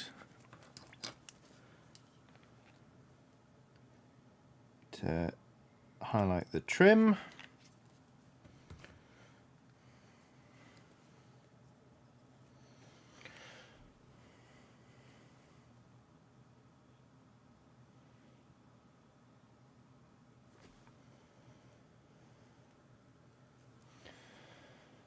Harlan Casey has done a super chat saying, "Hey Johnny, long-time viewer, first-time commenter. Thanks for who you are and all that you do. I just got on the Discord but have no idea where to start. Suggestions? P.S. I've never actually seen the pair." Oh, what a delightful way to live, never having seen the cursed pair with its mug of blood and its terrible intentions. As for the Discord, well, firstly, thank you very much for the super chat and for joining the Discord, which means you've become a patron, which is absolutely lovely of you. And also for the kind words. In terms of the Discord, I would say there's an introductions channel, which is just neat for just kind of popping your head in and saying, "Hey, here's me, here's who I am, here's sort of what I'm into, and yada yada yada." People are very friendly by and large, and then just have a browse of the different topics. It depends what you want to talk about. Like there's There are video game channels, obviously. There are ones on books and pets and tabletop games and all sorts. And there's also just general, which, to be honest with you, is mostly just where people come in and say, "It's the morning. That's bad. Here's how I'm caffeinating today." It's kind of it almost like a morning support group where everyone helps themselves and each other get psyched up for the day, which is quite sweet, really. And Harmon, if you actually look to chat right now, you can see the pair, blessedly without a cup of blood, but the pair is kind of looking slightly abashed again, and then going like hee hee hee and blushing, which implies that the pair can bleed, which is great because, as Arnie said, if it bleeds, we can kill it. So there you go. That's the pair. Let's highlight some leather, shall we? Oops, that is too watery. So that's right. So I was just then. I was like, okay, here's some paint. Oh, it's too watery. That's why painting on your thumb is a good idea. So it lets you see what consistency you've reached and whether it will do the job. This one will. Angel Beat says, "Fuck mornings." There you go. CookieCat94 says, "It's our long distance coffee club." It's kind of also a perpetual coffee club because there's almost always in chat someone who's just woken up and is like, and everyone's like, "Hey, buddy, just woke up, did you? You gonna have some coffee?" It's very sweet. But yeah, hopefully that answers the question. Just have a look through the Discord. You'll find sort of bits that you end up hanging out in. To be honest with you, when I'm there, I mostly sort of end up in painting, just talking nonsense about miniatures and occasionally sharing photos of things I've painted or looking at things other people have painted, which is very wholesome. But there's all sorts in there, really. I should really go in pets more often because that's a good channel. They're all good. Right, so I've layered up some of that leather in sort of strategic patches, like here over the hips, so you can sort of see where it will have worn a bit. That was the idea, anyway. And then we're going to go in with a bit of the old Mephiston Red, because this is the shade's pulled quite a lot here, so I think what we can do is go in and just do some subtle highlights to really bring it out again. Emma Blass has done a super sticker. It's of the lemon person again. The lemon person is repeating their movement from... no, this is a different movement. Wow, the lemon person got a butt. They're kind of turning away from the camera, and then they go like... and a little star pops up. They're like, "Hey, I'm a lemon person. You were just looking at my butt." And that's what they're doing. I think we can all agree, apart from the time where we spent a good hour trying to ascertain whether the lemon person has knees or whether they were deliberately goose stepping. Apart from that, which was quite alarming for a brief period, I think we can all agree the lemon person is more wholesome than the pear. Nevermore just described it as a sexy lemon, though, so there you go. Raid PW says, I'm almost afraid to ask, but what is the ham cave? Basically, Warhammer gets abbreviated to ham, and I'm not going to lie, sometimes, I don't think it's a gatekeepy thing at all. I think actually the people in wargaming aren't trying to gatekeep at all. We're all trying to be very approachable, but we're also a bit fucking weird. So it's kind of it became known as the Ham Cave. Is that right? Ham Cave dwellers. Do you want to correct me as to where the cave bit comes from? But it's just the Ham Cave is basically where we just hang out having weird. Just basically, it's where we just keep the weirdness bottled as much as we can, you know?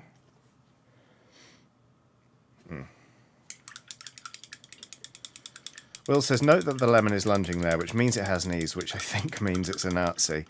I don't think we can say conclusively that it is a Nazi, but it definitely doesn't look good for the lemon person.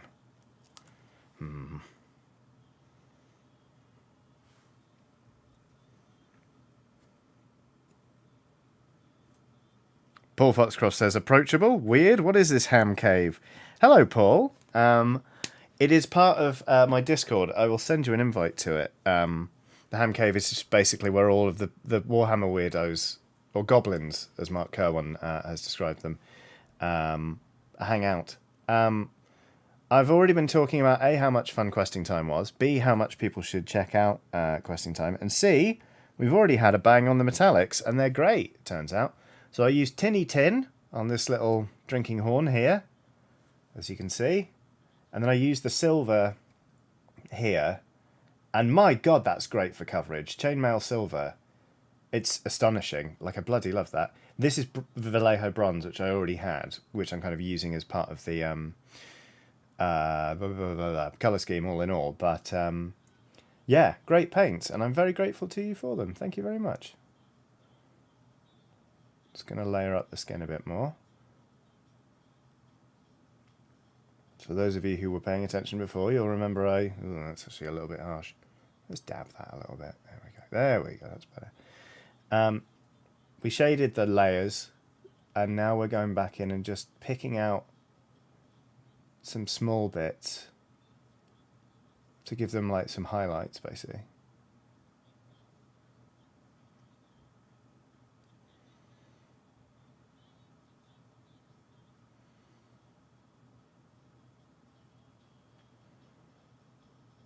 It's a quick process, but it makes a huge difference on the model, I feel.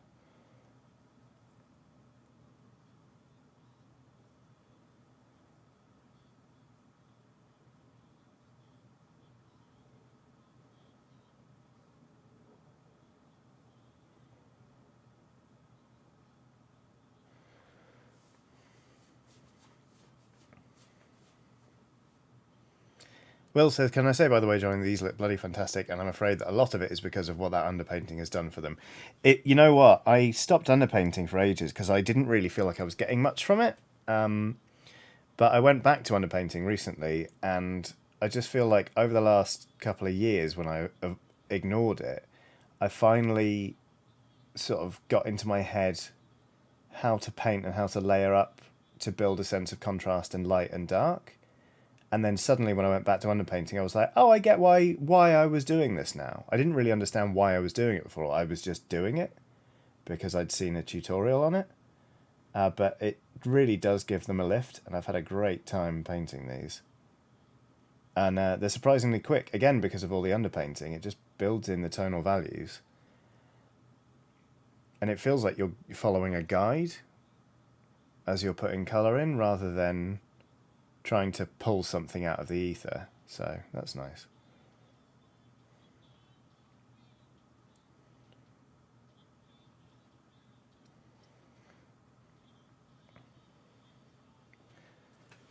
Davy Jones says, now, do we know anything about the pear's butt? We don't want to know. We don't want to know. David Jones says, oh no wait, no, not David Jones. Tom B says, what kind of paints are these? Water solvent, oil based. These are acrylics, non-toxic acrylics. Michael Berthelson says, I have to pop off now. Bye chat. Have a lovely continued stream, everyone. Thank you very much, Michael. Thank you for joining us. It's been really lovely having you here. As per usual, I'll see you when I see you, but have a lovely day either way. Oops.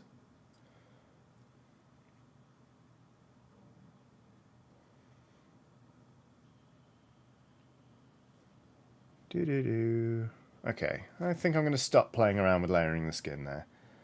So, that's how they're looking thus far.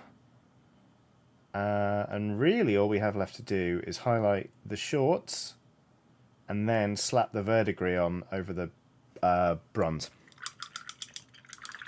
And then, I think we should treat ourselves to painting a bit of a Yeti. And we'll definitely try and sneak in a beer ball before the end of the stream. Because, I mean, look at these things. Look at them. They're just adorable. They're delightful. Lovely little hogs. Okay, so let's get back our base blue colour. That's a bit thick. Jack Wood says, you got to come to me for the potentially dangerous oil paint nonsense. This is true. Jack Wood has taken steps into the fascinating and frankly terrifying realm of oil washes on miniatures, which look incredible, but I've never given them a bash. But honestly, like, Jack's doing some wonderful, wonderful stuff on their channel. So, twitch.tv/him... Thembo Jack. Jack, I'm so sorry. Thembo Jack. Twitch.tv/Thembo Jack. For some lovely, chill painting streams. Including, as Jack says, potentially dangerous oil-based nonsense. Which makes it sound like you coat your floors in olive oil and then just walk around all day. Don't do that. It's dangerous, Jack. What are you doing? So anyway, we're now just sort of going back in with the colour we first applied to these shorts, and just strategically painting more bits to emphasise the buttocks. As you can see here, you now have a much better idea of where this Norse player's ass is, how round it is. And from that you can also extrapolate a whole bunch of things, like how juicy it might be, etc., etc. So that's highlighting shorts for the maximum butt coverage. An important part of the hobby, if you ask me. There we go. That's all that ass inside his jeans.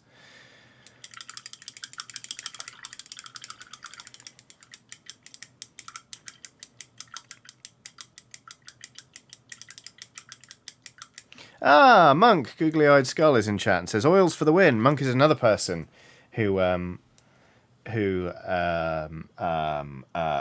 uses oil washes. Goodness me, I'm a little tired today. But right, so I actually realised I missed shading this this little bit here. So I'm going to apply a tiny bit of Agrax Earthshade to just the silver scales, actually.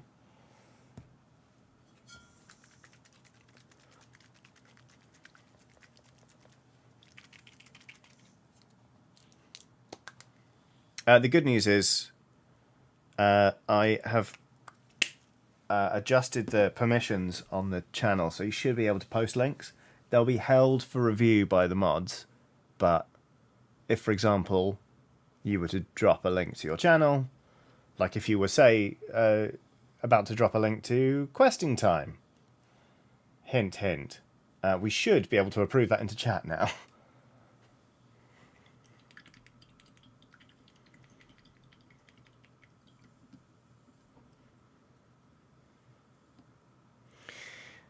Okay, Paul says, I'm curious, exactly what did Johnny tell you all about last night's gig?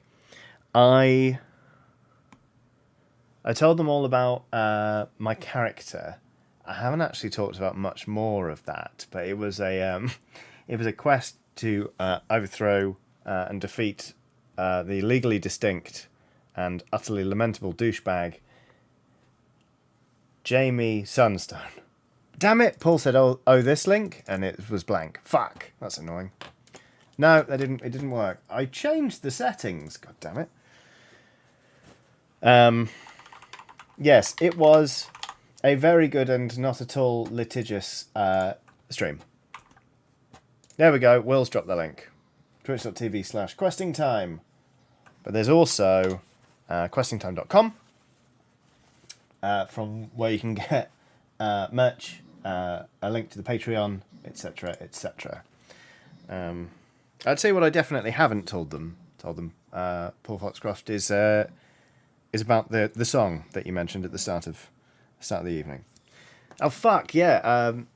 God, how could I forget the Pellicourse? Thank you very much, Monk. We all got magic items, and these magic items were all very different. There was a wand of pantomime, which would turn either two adjacent people into a horse, or one horse into two adjacent people.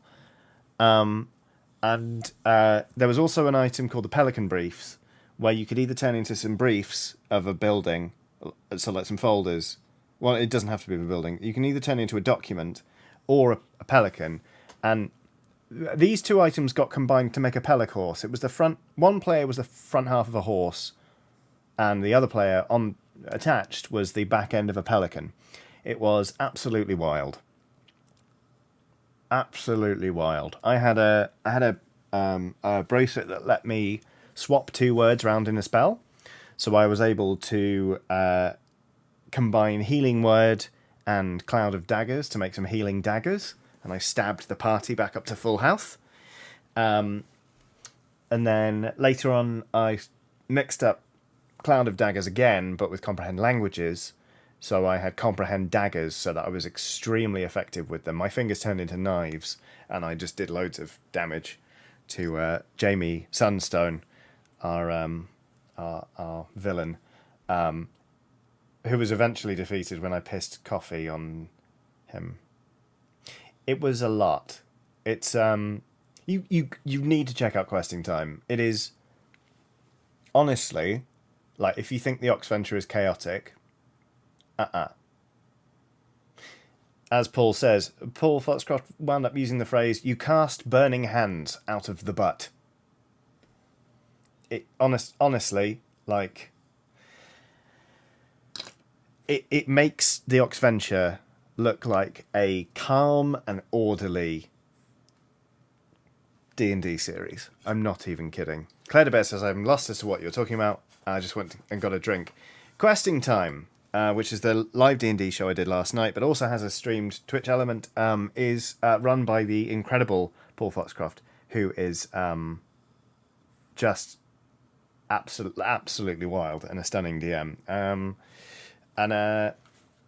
Yeah, it was a wild session, but you should check out questingtime.com or twitch.tv/questingtime. Let's see. All right. Oh, that's good. Okay, so I'm just very quickly gonna pop the verdigris paint on the model, and then we'll take a 5 to 7 minute break, and then we'll come back and paint a Yeti, followed by a beer bore.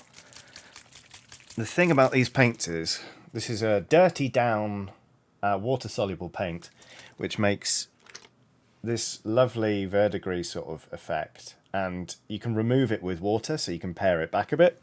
But you really have to shake them. There we go. To get the ball bearing going, and B, to combine everything.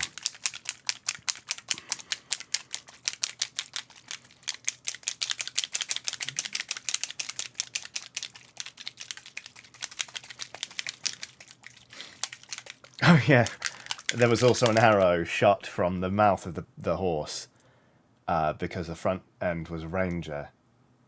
And also at one point, the front half of the Pellicourse basically gained the ability spider climb, so it was just climbing a tower, and hauling a pelican's ass up behind it. It was wild. It was absolutely wild.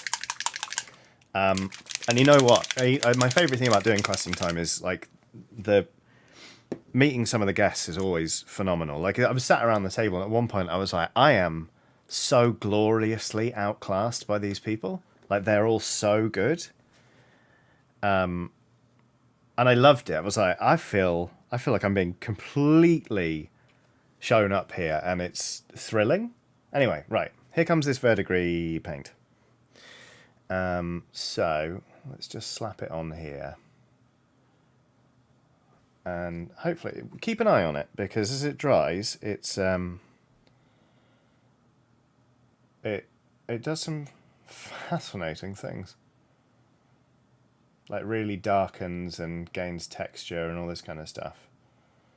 I wasn't sure about this stuff when I first used it, and then I went away and came back and sort of looked it over again critically and was like, actually, I love this stuff. They've also got a rust one and a moss one. I bought the rust one ages ago, and at the time, very few places were carrying these products, and I had to pay something like £7 for shipping, which was so annoying. But now I'm pleased to say that Just Play Games in Liverpool carries them, so you can pick these up. They're like £5 a bottle, but you don't have to pay exorbitant delivery fees or anything like that. And they're really good fun to paint with. Hopefully you can see it sort of drying and going a bit weirdy. Weirdy? Weirdy. That's today's fucking word.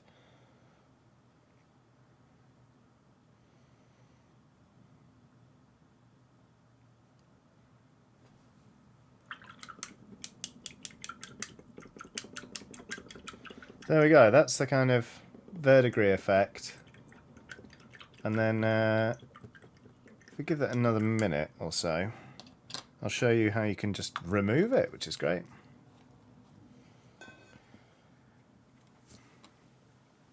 Oops. So this is just a damp brush now, but you can kind of just start to worry at the verdigris paint, and you'll see it sort of starts to come off. So you can, like, this circle bit is a good example. Let's just sort of start to worry the top half by sort of brushing that way. And you'll see it kind of gives a sense that that's been revealed, but actually in the edges it's really verdigris. I'll do it again here on the sort of the belly plate, because I reckon that would see some friction as this guy moves around the pitch. So, you know, not everything comes out super dark and grimy. You can sort of customize it. Obviously, because it's water soluble, like if you're handling these a lot, or if it's, you know, if you accidentally spill something on it, this effect is only semi-permanent. But, and I haven't really tried it yet, the plan is to just spray on a varnish to try and seal it in without, like, completely screwing the effect. But, I need to highlight the beard ever so slightly. Ever so slightly. I'll do that. Just carefully, kind of.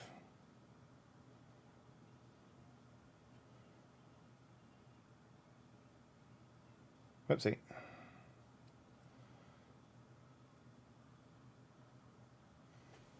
Okay, and then very finally, Neko the Kitty says, oof, this Viking could crack walnuts with that, but... And how? Gives a whole new meaning to raiding the larder, doesn't it? I nearly said railing the larder. That is something very different altogether. I'm just going to do some very final, teeny tiny touches to the leather here.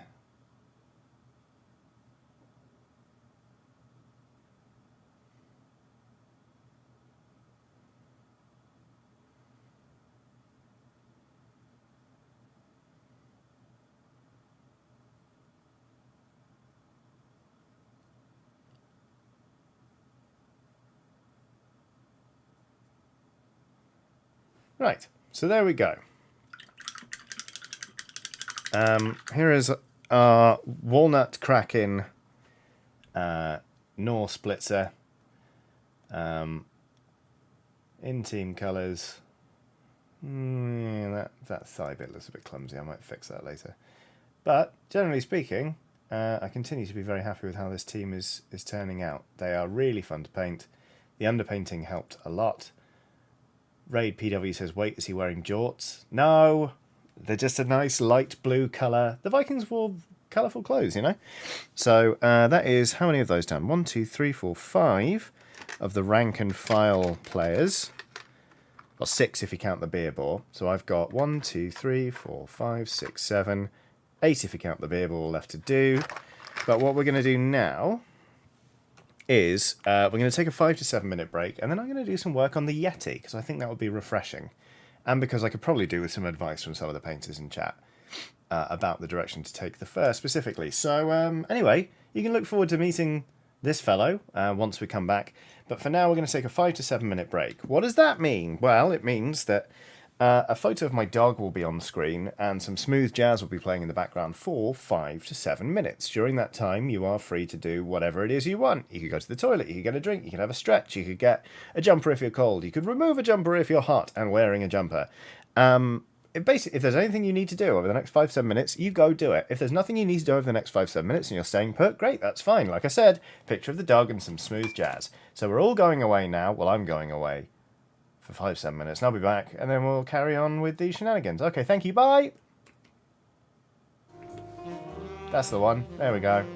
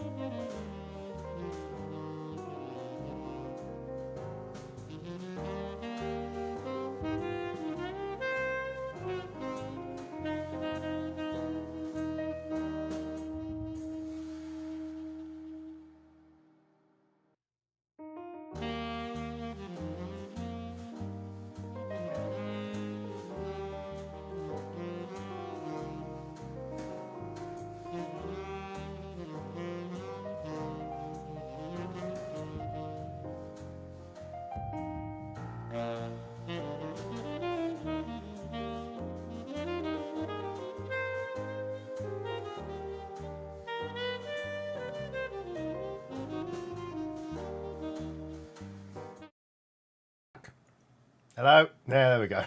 Bollocks. Hi. No, let's try that again. Hi everyone, welcome back to this live stream here on youtube.com/Johnny Chiodini. As per usual, it's very professionally done. What are we doing today? Well, if you were here before the break, you'll remember. If you've just arrived, hi, we're painting Norse players for Blood Bowl. So we just painted this cheeky chappy here. Their clothes are sort of, it's a mixture of red and blue as the base colours, but then also sort of bronze with a lot of verdigris on it. So that's sort of how they're coming together. And I'm sort of getting toward the halfway point. I'm kind of at the minute just painting them one by one, doing all the light-skinned players, and then we're going to do the dark-skinned players after that. But also I thought we should do some work on this big old fella. This is a Yeti who can play for the team and is hopefully going to do a lot of crumping. So there we go. Jane May says, hello Johnny and LSPs. I never get to watch these live, but only one of the only good things about having COVID, oh no, is that I'm home to catch at least part of this one until I fall asleep, that is. Jane, I'm very sorry to hear you have COVID. I'm flattered and delighted to be a silver lining. But I hope you do okay and that it's not too awful and that you're back on your feet very soon. Do not push yourself because the fatigue is real when you've got COVID. And you know what? You drift off and you have a sleep whenever you feel like it because it is important to get rested. Emma Benton says, legit thought that was a werewolf, not a Yeti. I can see why you think that, actually. It is, yeah. It has definitely a werewolfy vibe about it, but it is referred to as a Yeti, although it's horribly spelt so that Games Workshop can copyright it. It's like W... No, not W. It's not that badly spelt. Yheete, I think. No, that would be Yeety. It's Wheetee, I think. But anyway. King Cartoffel says, ooh, love me a good verdigris. Thank you, my liege! Yeah, it's just it's a paint from Dirty Down, and it's really good. Just works very nicely. I'm a big fan of it. Here's the knee pad for the Yeti, which is in fact a helmet, which is good fun. And you know what? I'm gonna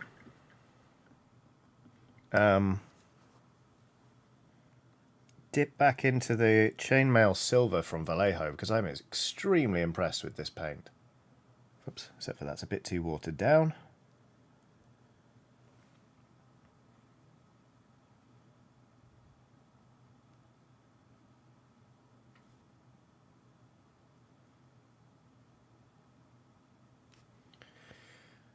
It's still a bit too watered down, and I've painted it quite clumsily, which is less good.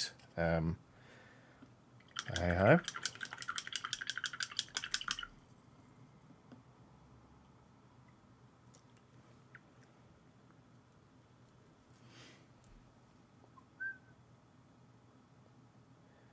And it's like I never made a mistake.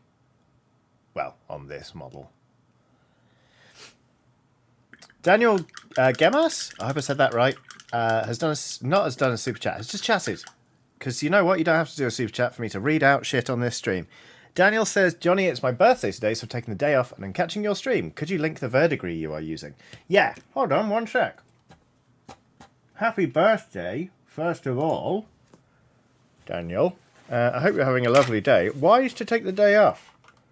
No one likes having their birthday on a Monday. Unless you're somebody like me who doesn't like their birthday, and therefore on Monday is a perfect thing to hide behind. There you go. There's a link in chat, Daniel. There you go.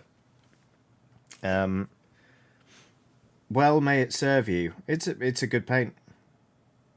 It does have all sorts of alarming warnings on it, like causes serious eye irritation, keep out of reach of children, highly flammable, keep away from heat, hot surfaces, sparks, open flames, other ignition sources, no smoking, wash contaminated skin thoroughly after handling, and wear protective gloves and eye protection. So it's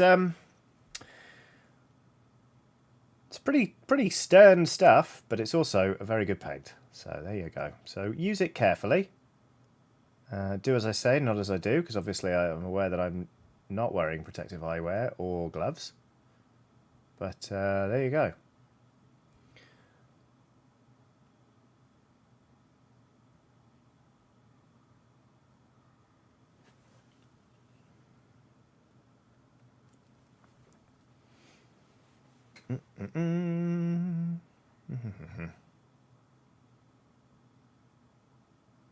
Right.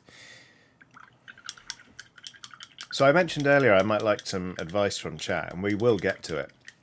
But basically what I've come up against is I started painting this, and I'd underpainted it, which sort of built in a contrast, which I'm very pleased with, and I just used Space Wolves Grey over the top of it, which is what gave it this colour, but I'm a bit worried that it's a little bit too cold and drab. So I decided to stop painting. I consulted my friend Ash, and he said that, you know what, like, it may actually be fine. I may discover it's absolutely fine once I block in the other colours. So I've stopped working on any of the fur. I'm doing, as he suggested, I'm just blocking in all the other base colours now. Oh, there's more of that stuff under there. That's fun. So that we can sort of get a handle on whether the fur needs to sort of change a colour or anything like that. Oh, I missed a chat, did I? Oh, I did. Kuyat94 has done a super chat saying, last week my brother's D&D group found an odd walking stick. Every time his party tries to move fast, it casts Column of Wind. It's a hurricane. Shit. That's inspired, and I hate it. Thank you for the super chat and for bringing that cursed knowledge into my brain. A hurricane. I have actually come up with a very good tortured pun for a magic item.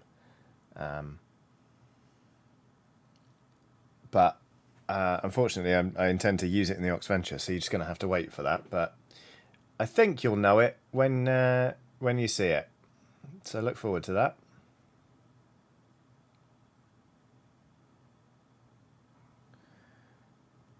Okay, there we go.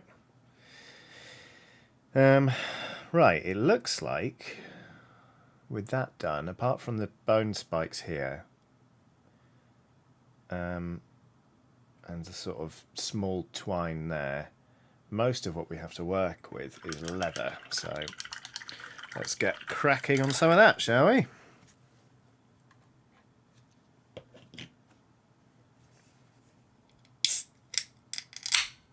And by cracking, I mean I'm going to crack open a can of beer. Ha ha ha.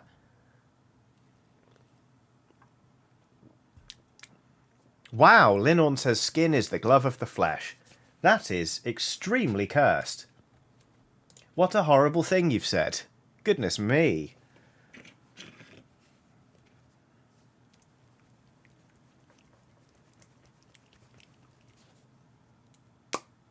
Nathaniel Levy says, so the hurricane is now canon?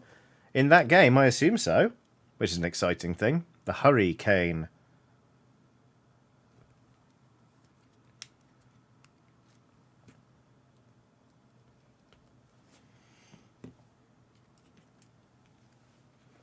Okie dokie.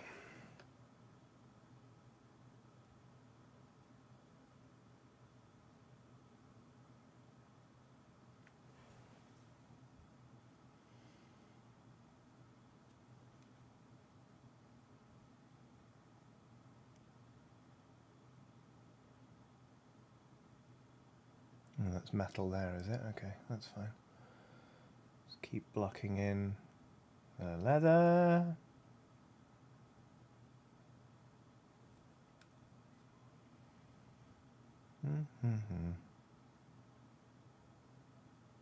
I'm enjoying working on this guy because he's a bigger model, but he's also organic. He's not a vehicle. He's also not too big, so like he's fun. He feels like a bit more of a challenge, but also like, say for example, these leather wraps around his wrists, they're nice and big and chunky and really easy to paint. It feels like a fun little holiday painting something like this. Paint pudding, as Will would normally call it. Just another broke nerd says, what you drinking? It's a can of Camden Pale, which I stole off my wife. I picked up a book earlier, and underneath it I found a can of beer that she'd put down when she came in the other night, as she was sort of taking some stuff out of her bag. And I said, oh, a beer, I'm stealing this. And she said, okay, which I guess absolves me of the theft. Or maybe it was just a sign that she was resigned to the fact that I was going to steal and drink the beer. Anyway, this beer wasn't mine, but now it is. And that's the story. With all apologies to my wife.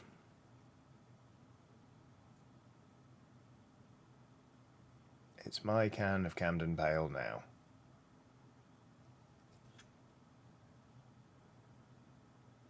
So there we go. So I've done the wraps there. And this is what I was curious about. Is like if I introduce some brown shades in to the kind of stuff around him, will the fur actually start to stand out a bit more? And I hope so. Because at the minute I feel like it's all just a bit sort of flat. But as is often the case when you're painting a miniature, you can look at an element and be like, that's not very good. And then the more you fill out the model, the more you're like, oh no, it just needed to be a part of something bigger. And now I can see that something bigger coming through. I'm pleased with it. So keeping those fingers crossed.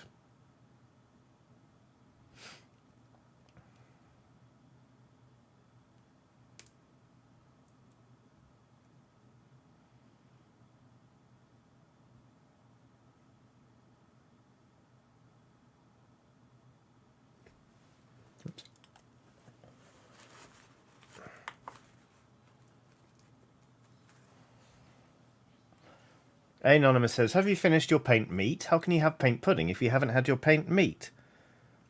All right, we'll consider this a side dish then. I've had some paint meat, now I'm having some paint chips.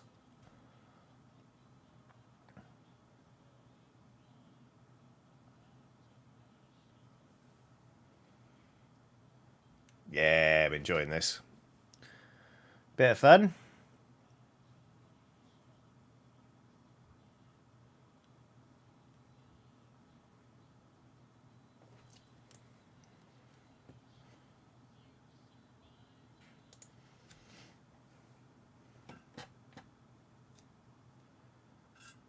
Real Name R says, Hurricane is actually a brand of cane that I use. Oh, there you go. They're very good and can stand up. It can stand up on its own. Yeah. I guess like a hurricane can. like a hurricane can. I realised last time I painted this, I missed a skull tucked right in there. It's annoying. And I've missed some metal in there. Alright, we'll get to it. Let's just work on the leather for now. Don't beat yourself up about it, Johnny. It's a work in progress. You won't have missed it if you paint it before you're done. So there. Okay. Phew. Just another broke nerd says, Johnny, have you started home brewing yet? No, I'm trying to avoid starting home brewing, to be perfectly honest with you.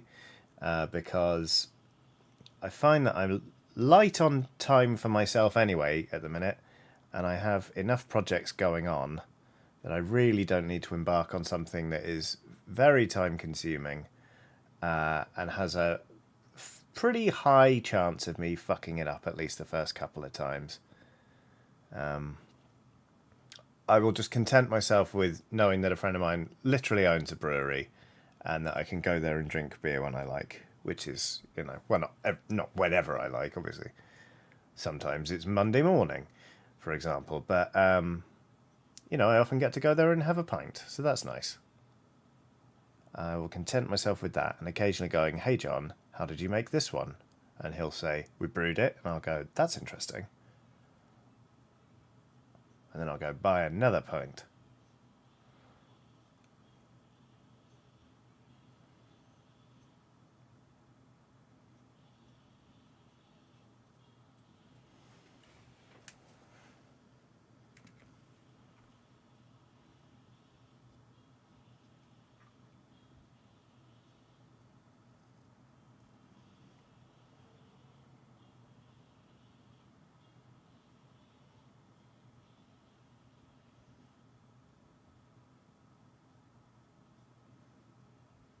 I'm also getting the impression these claws. It's like he's wearing little shoes.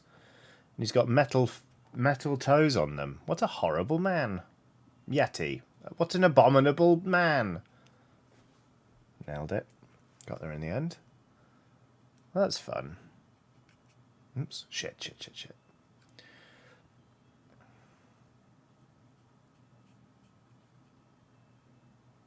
Okay.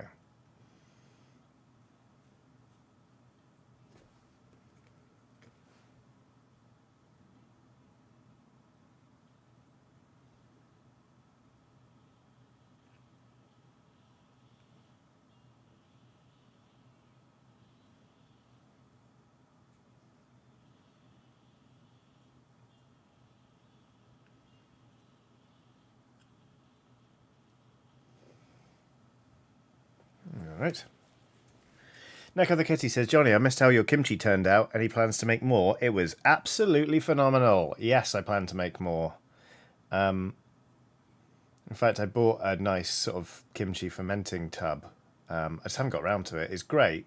But because I need to go to Chinatown to get the right sort of cabbage and all that kind of stuff, I just haven't got around to doing it again. But I really ought to, because it was delicious. We made it back in March, so it's been a while.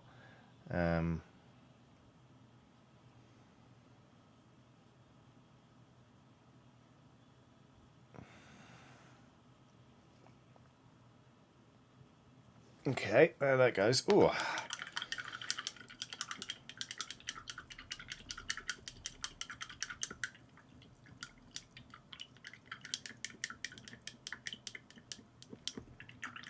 Emma Benton says, I have to keep reminding myself that my virtual photography is just a hobby and I do not have to attempt to monetize it in any way or really be successful at all. Lol, it is for fun.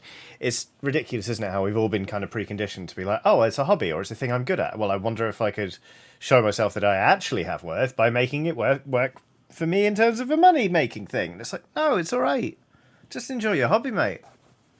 It's so hard to do that. I mean, like, painting, for example, is a thing I have monetized deliberately. And you know what? I do still love it. Like, the good news is I still do this as a hobby. And I really enjoy these streams. So, like, that's good. But also, I have so few hobbies left that I haven't monetized somehow. I think the only one really is playing guitar.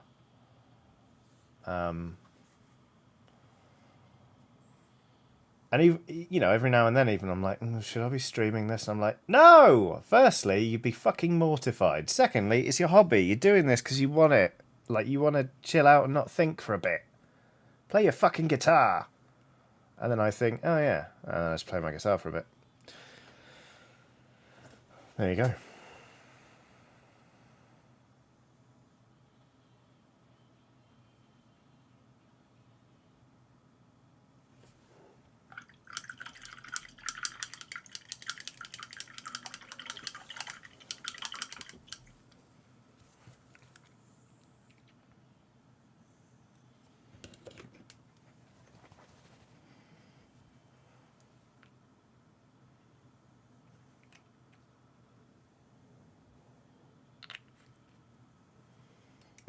Just Man Bun actually says, Johnny plays guitar? Lovely. Yeah. You may not have known it, because I definitely keep it to myself. And I like it that way. Right, so I'm going to block in these skulls here.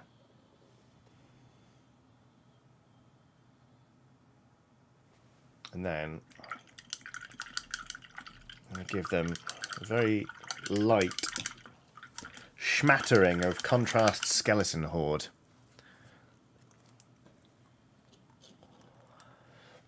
Monk says, if you want to break up the flatness of the grey, some thinner tobacco-coloured washes down the snout, by the ears, and in, looks at Polar Bear pictures, other places. Yeah, I kind of need to work on the face. I was thinking about going in and lightening it up and then making it stand out. I'm starting to vibe with how the fur in general looks, though, which is nice. I think it does make sense now that it's part of, like, a model on the whole. Oh, we missed some leather.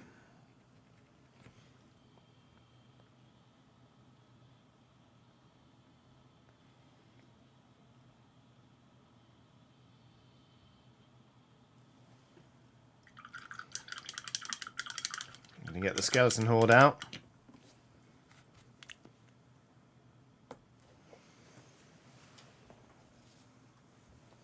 Welcome back to Non-Binary Person Looks for a Paint in a Paint Box.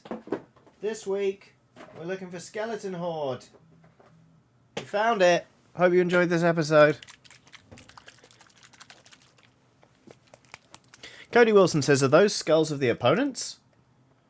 Does he pull the heads off the dead after the game?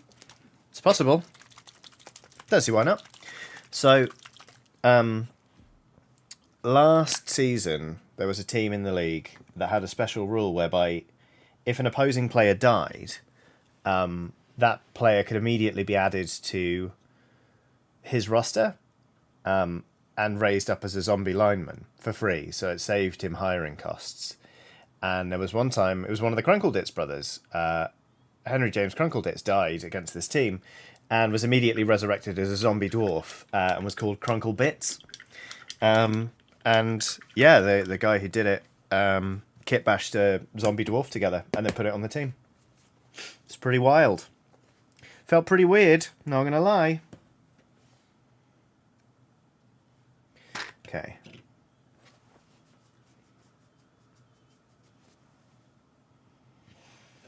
Now the question is, I've got these sort of little leather bits. Do I do those leather colour as well? Yes, I do. They're just smaller bits of leather. That's fine.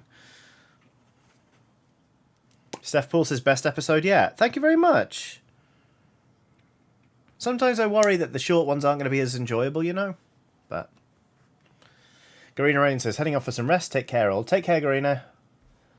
I hope your rest is restful and enjoyable. And that you have a lovely rest of your day. Rest of your day. Ha ha ha. Good one, Johnny.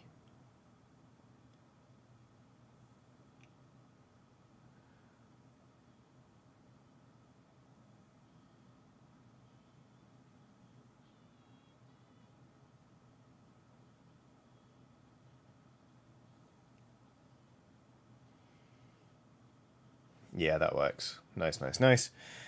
Brown tones, that's what this model was missing.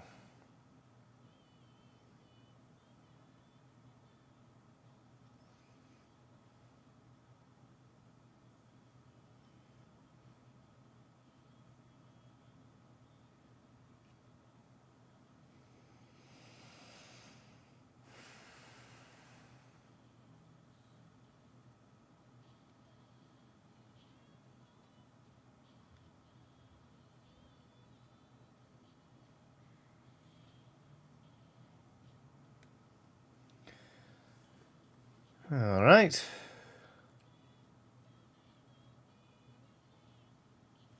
That was clumsy, but okay. All right. Yeah, we're getting there.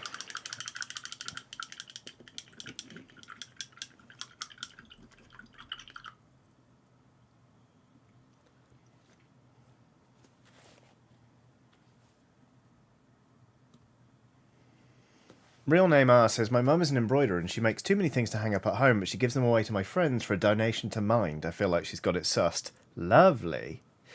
Claire de Bear says, Johnny, will there be a People Pie stream soonish? It was a cracking game and a blast to watch. Yeah, I can do Ravenous Devils again. I said I would. So, maybe not this week, but maybe next week. Lamp posting. That's a great username. Says, hello, Johnny and chat. I'm quite excited as this is the first time I've actually been able to catch a live stream. It's very nice to have you here, Lamp posting. Not least because I'm now aware of your excellent username. But also it's just nice to have pals in chat. So hello, hello, hello. Let's do some subtle, not so subtle layering on this.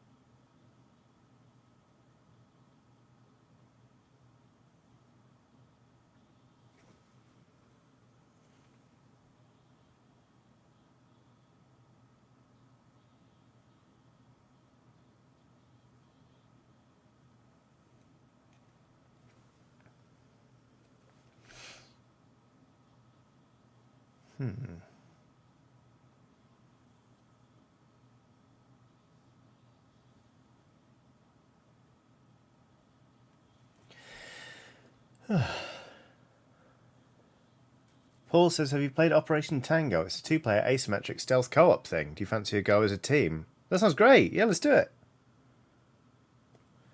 I'm going to message you after this anywho. So yeah, let's have a chat about that. That'd be a great little collaboration.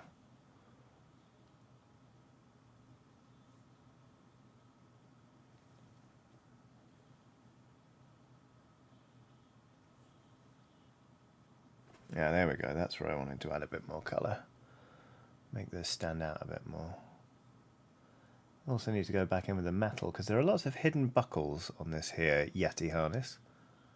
And I would like to make them stand out. I'm a terrible one for just not painting buckles. But it's a good thing to do. So it does kind of elevate the model a little bit, even though it's a fine detail. Oh, I've missed some wood entirely there. Wood, leather. Words. Just Another Broke Nerd says, has the Island Docks venture happened yet? If so, how did it go? Did the winners have a good time? It hasn't happened yet. I believe it's happening next year, in fact. Because that's more... it just works out better that way for the viewers in terms of their availability. So it'll be a while, but it's very exciting either way. I hope they have fun. Oofed.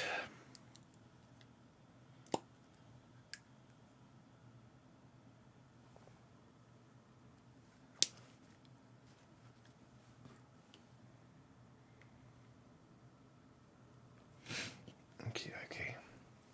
Good news is the live show from MCM is going live this week, I believe. It should be going live on Friday. So if you weren't at MCM, or if you were and you want to relive it, that'll be nice. Nice little treat. It is a very, very silly episode, and I'm very pleased with it. So you can all look forward to that. Okay, right. Aiden Folk says, will it be more or less canon than Friday's stream? Friday's stream's canon, mate. It's canon. That's the thing that happened. And absolutely it's true what they say about space coming all the way down in Geth. That's canon. I've seen a few people being like, nah, that can't be canon. It's canon. It's canon, all right. I'm using that again. Somebody said it's, it's definitely a joke and not canon, the whole space thing, because otherwise all the animals would be extinct.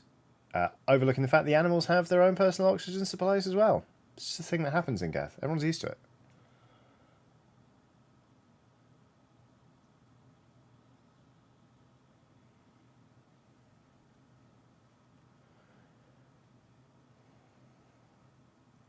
Just Another Broke Nerd says, how did you convert the MTG creatures into D&D stats? I used a little-known technique called pulling it out of my arse. There wasn't time to convert anything into D&D stats. I knew that there would be a Mind Flayer at the end of the adventure, so I had the Mind Flayer stats up. But apart from that, if it had stats, I was pulling them out of thin air.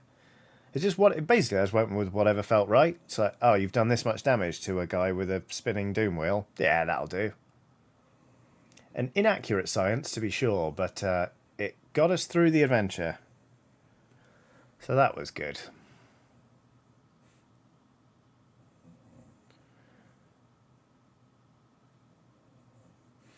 Rule of thumbing it just feels like fun as well a lot of the time. Not everything needs a complete stat block, in my opinion. Zero Summation says, I'm very behind on X-Venture. Do I need to go back and catch up, or is it okay to just jump back in? I reckon you can just jump straight back in. If you wanted to have a jumping back in point, because it's going to be a little while before we do another series arc, I would say the Orb Apocalypse Saga is just a good place to come back into it. Because it's the first time we've really done like an arc that continues, and it's brought in a few things that we're still playing with now. So if you've got 10 episodes going spare, the episodes are a bit sort of shorter, I think. If you've got sort of time to fit in 10, then that'll get you up to speed. And then there are a couple of live shows if you want them, but live shows tend to be like more contained anyway. Ultimately, there's no right or wrong way to do it. The whole idea behind the Oxventure is that I try and make sure that it's not, you don't have to sit through hours and hours and hours and hours in order to be up to speed. Sure, there are in-jokes that might sort of go whoop past your head a little bit, but generally speaking, it's nice to try and keep it accessible.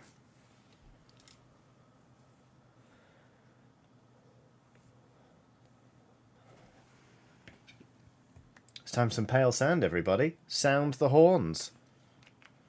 Shores the Great and Powerful asks, what level are the Oxventurers? They're level 8. They're probably way overdue a level up, but so it goes. Of course, as people are pointing out in chat, there's also the podcast. That's a good way to catch up.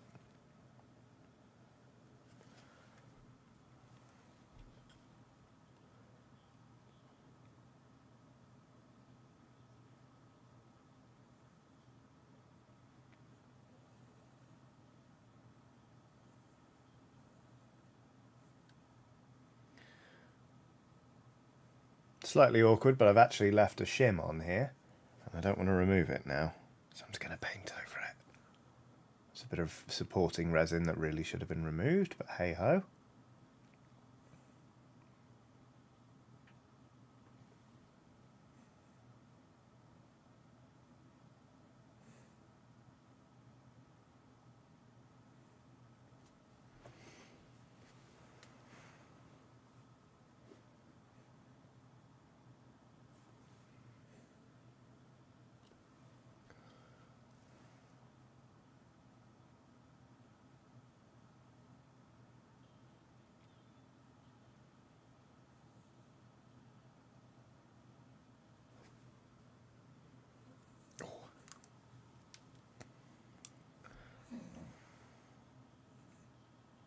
Claire de Bear says, Johnny, I'm going to come to a live show. Is it better to start the adventure or end the adventure if it's a 2-day?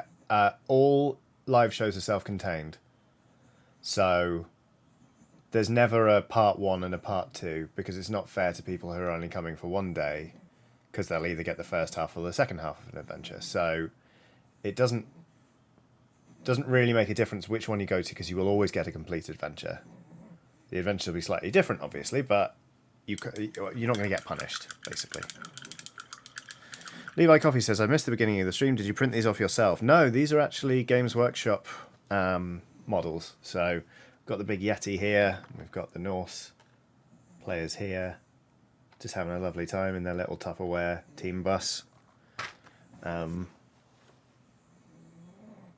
Just chilling out. Dog's having a dream. I don't know if you can hear that. Oh, I forgot to layer up the leather down by the feet. Let's fix that, shall we?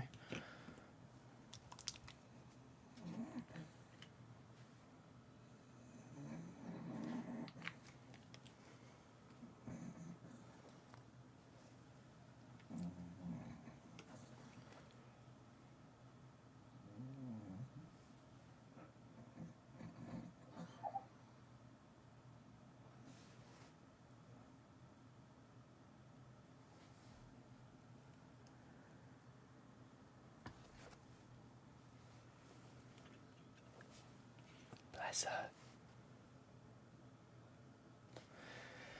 I love that dog.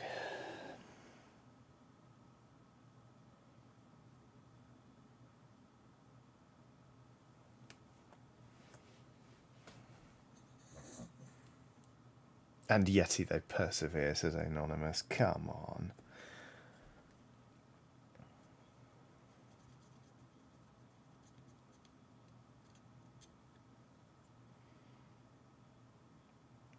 Mr. Tom for the Win says, I do not have an interest in tabletop gaming, so don't follow the scene. Just how mad have Games Workshop got about 3D printing? I can't imagine they like it much. They are pretty swift to shut down people who are selling recasts of their models.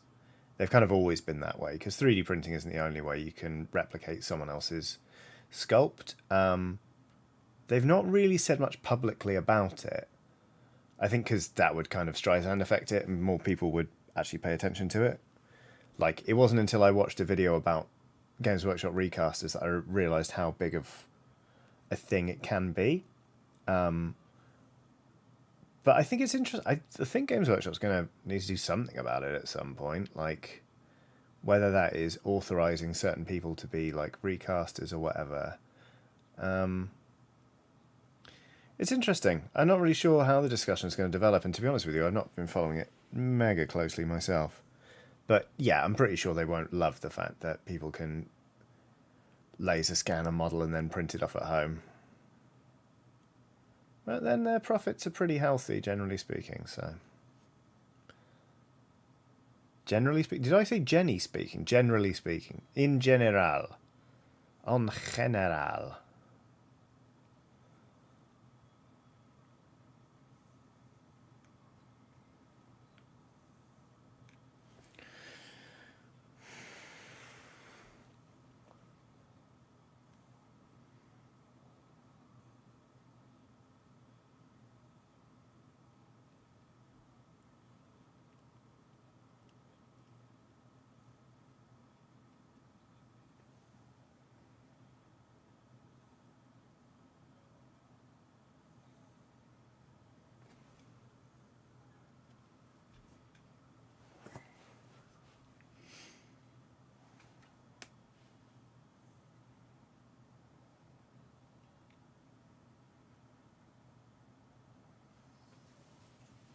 Just another broke nerd says, why do we have to be quiet? She can't hear us. La la la la la la la la. That's a good point. I didn't realise that only I needed to be quiet. To be honest, she's pretty adept at sleeping through my nonsense anyway. Bless that dog. Alright, we're getting somewhere with this, I think. What I'm going to do is shade the shorts, the metal here. I'm going to shade these horns. Shade that bit. And then I think I'm going to, do some work on the face of this guy.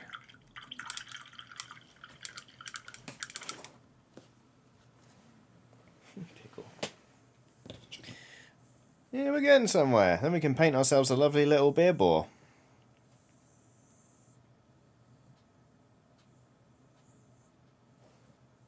Good girl. What was I doing? Painting. That's what I was doing. Yes. Okay, I remember.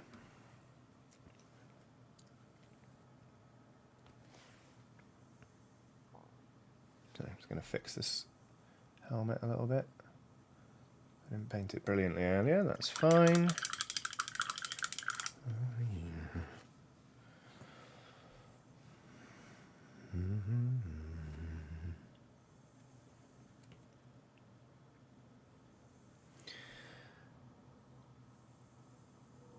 These little earrings I missed before. Shade the leather. And the horns. Okay, we're getting somewhere. We're getting somewhere for sure. Claire de Bear says, no forbidden Nutella today. Not on these. I haven't started on the bases yet, but what I'm going to do is paint them in sort of this light icy blue, and then I'm just going to pile some like fake snow on them, I think. In a rare departure from the norm, I've actually glued these models down rather than just blue tacking them down. Otherwise, I would have maybe poured some clear UV resin on them to make like ice bases, but okay.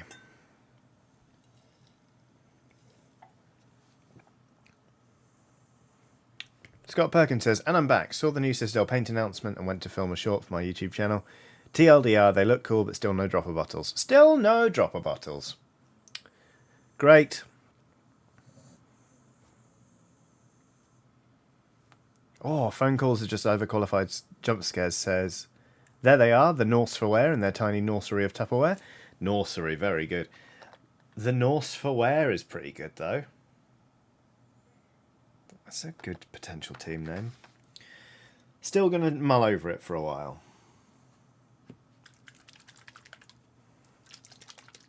Nathaniel Levy says, did Bimbag ever call in the favour that Marilyn owes him? No, not yet. It'll happen.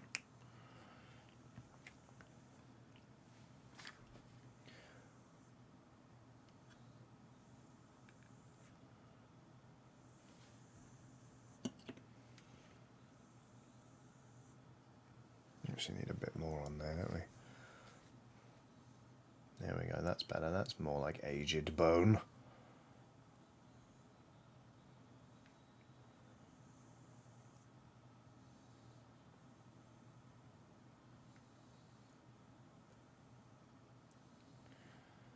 Cool. Wait for that to dry. While we do that, we'll shade some other bits. Chaos says the Games Workshop employee who looked at their paint pots and thought, yeah, those will do for airbrush paints, is a criminal. I agree. I agree. They're a nightmare. In fact, I've never bought any Games Workshop airbrush paints because I don't want to even deal with it. I got gifted one from a friend who accidentally bought airbrush paint instead of normal paint, and yeah, it was a nightmare. The Norse with no name, says Paul Foxcroft. That is very good. Right. Let's get some earth shade in there.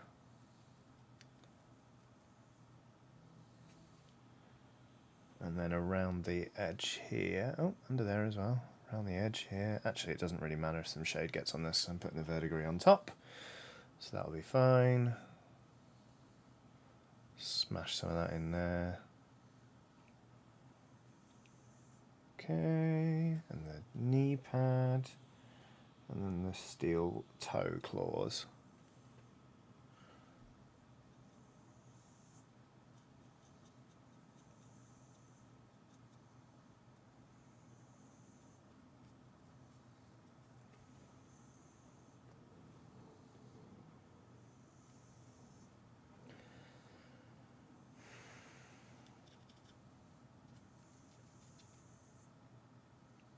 Oh yeah, the shorts as well.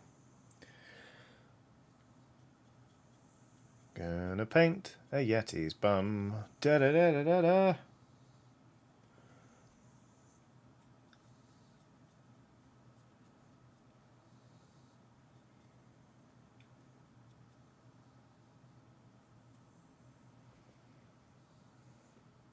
You know what? I'm gonna switch brushes.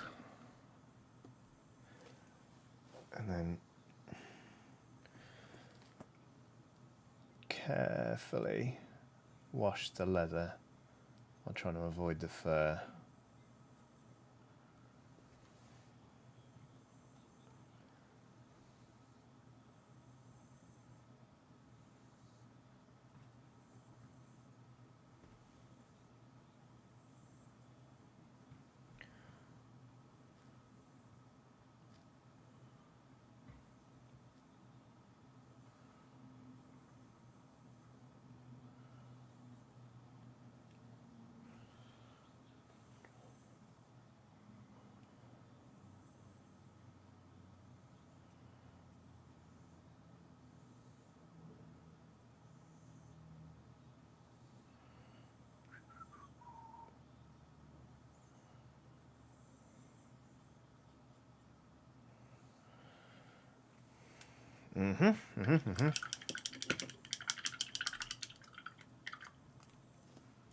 Norse rhymes, inducers of nausea. Goodness me.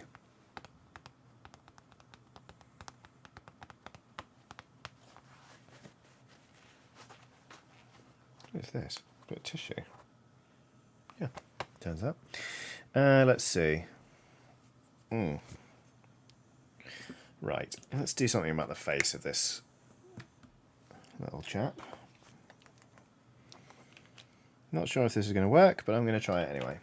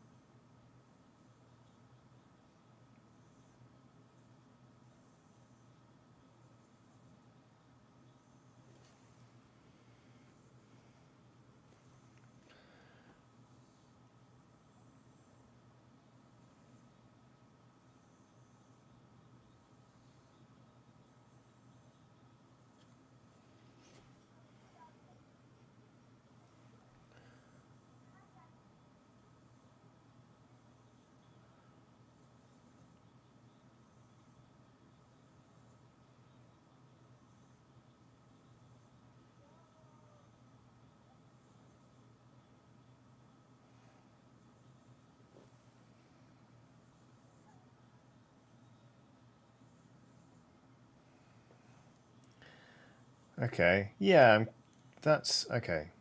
So what I think I'm going to do is I'll paint the tongue and the teeth, and then I think I'm going to, yeah, do a brown wash on the face so that it's less monotone. And I might actually sneak some brown wash into the darker bits here anyway.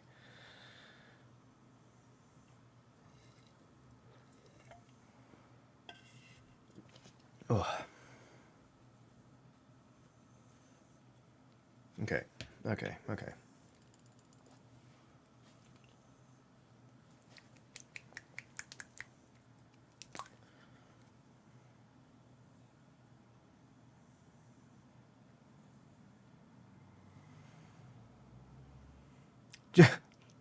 Just Norsal men, just innocent men, says Chaos. I'm enjoying all these attempts to name this team. I can't say I'm going to use any of them, but I appreciate them nonetheless. Just Norsal men. Just innocent men.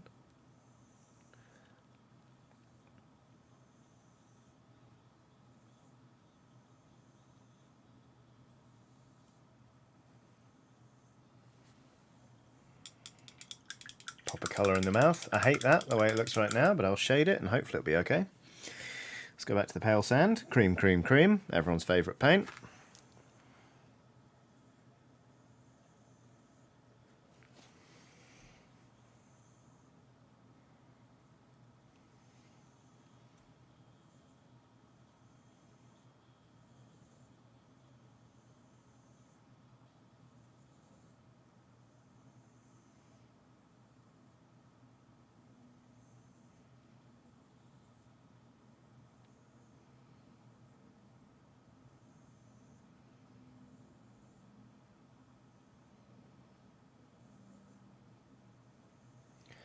I'm trying to preserve the underpainting a little bit, but I am going to shade this bit so it doesn't matter hugely.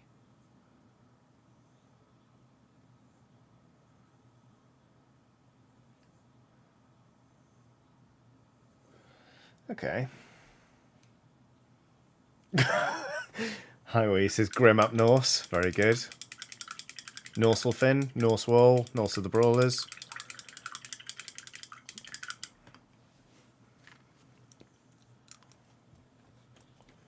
One sec.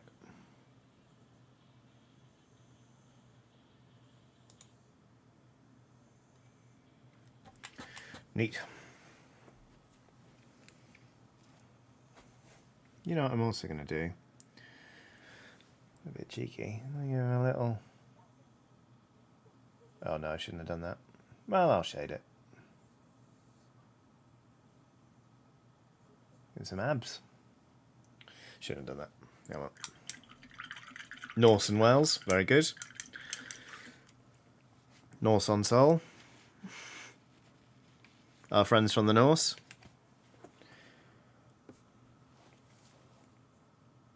Should have known better than to even think about opening the door to puns on this stream, shouldn't I?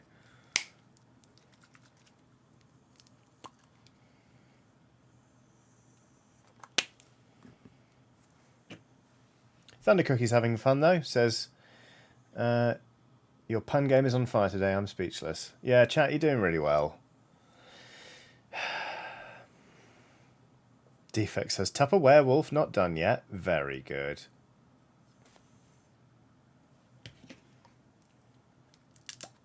I think that's Reichland Flesh Shade. That's not what we want.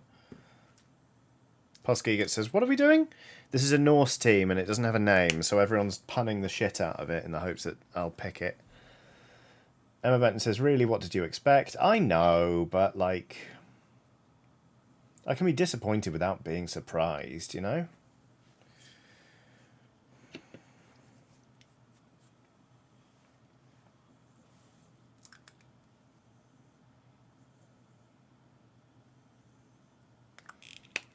Of Dyson Norseman. Very good. Very good, Mr. Tom, for the win.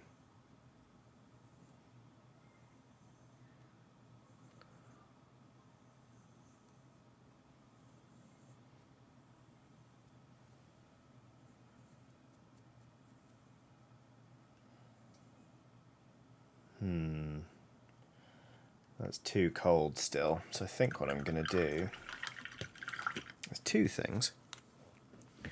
Sorry, pig. Didn't mean to wake you up. Hi, everybody, and welcome back to Non-Binary Person Looks for Paints in a big box of paints. Today we're looking for a paint I've not seen in a long time, actually. Where is it? It's, Oh, actually, that'll work. Hello, Heavy Warm Grey. Let's do that. Nathaniel Levis says, would you be disappointed if we didn't make puns? I'd be surprised, but not disappointed. it's kind of, you know, the exact opposite. Nah, the puns are fine. Some of them are awful, but, you know. It's weird. I think it's mostly probably down to the Oxventure and my somewhat visceral reactions to Ellen's puns, but I seem to have convinced people that I don't like puns. I love puns. But sometimes... Yikes, you know?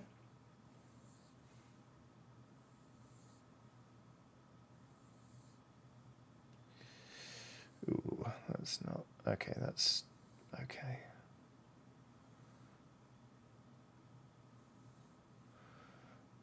I'm aware that there's a certain amount of egg in this current pudding, and I'm getting close to over-egging it. Yeah. I'll wipe all this off. So what I think I'm going to do... Yep, okay. I'm going to go back in. I'm going to do some very gentle,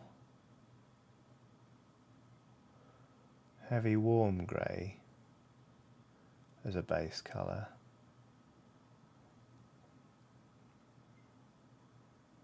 And then I'm actually going to use Reichland Flesh Shade to get a warmer tone in the face. Just to, like, draw attention to it.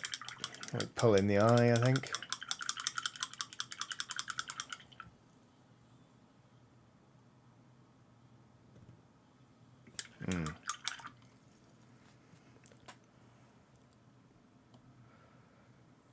Brick Kelly says, so they're very little armour. Might want to say they're Norseland dolls. That's a good one. Aww. Stephen Anderson says a Norse with no name, which is easily the 4th or 5th time it's been said. Nick Jeffrey has done a super chat saying, our puns leave you filled with rum Norse. Rum Norse. Christopher Needham has done a super chat saying, to use a food metaphor, it's like expecting a toasted sandwich and getting a panini. Ooft.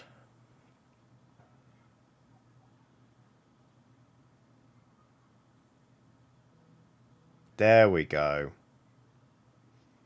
That's a bit more what I wanted.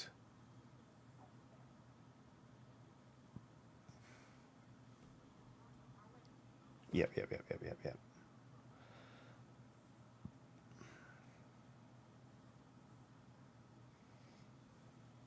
In fact, I'm also going to put some of this on the hands. No. Just Another Broke Nerd says, of the Oxventure, do you have a campaign you're particularly proud of or a favourite NPC? Not Rust, they are an imported PC. Imported PC, rather. Favourite campaign? It varies. You know what? I'm actually quite proud of the Magic the Gathering one. Because it was just so different and weird. But, oh god, favourites? To be honest with you, there are just so many at this point, and they kind of all blur. I do have favourite elements to it, like just favourite running jokes. Like the fish in the lung is one of my favourite things, even though I forgot we apparently killed the fish in the lung and then forgot about it and brought him back. So he's back now, that's canon. But let's highlight the shorts while we're waiting for the face to dry.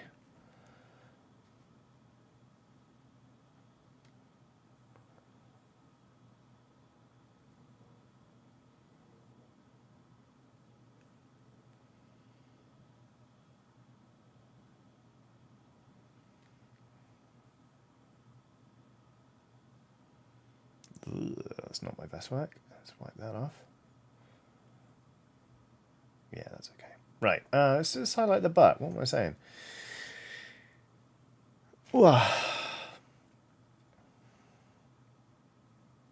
I must have a favourite Oxventure, surely. Must do. I really enjoyed the Necropolis on Sea and stuff, actually. Like, introducing that. The Haunted House one was good. Mind Your Manners was also, like, really fun.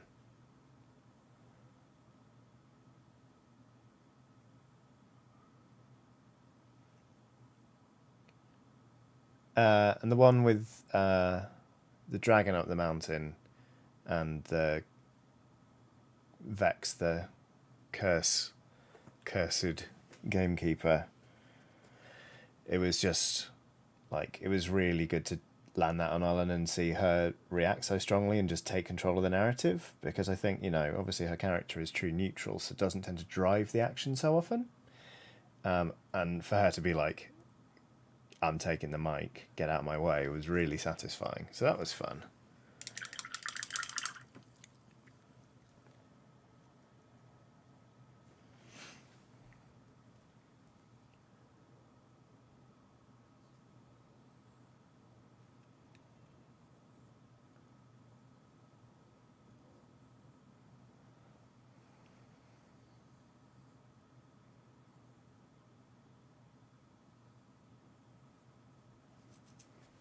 Peak performance, that's the one. Ali M says, highlighting the butt. This is the content I joined for. Right? It's a nice butt. Who wouldn't want to highlight that thing? Get it on the world stage, frankly.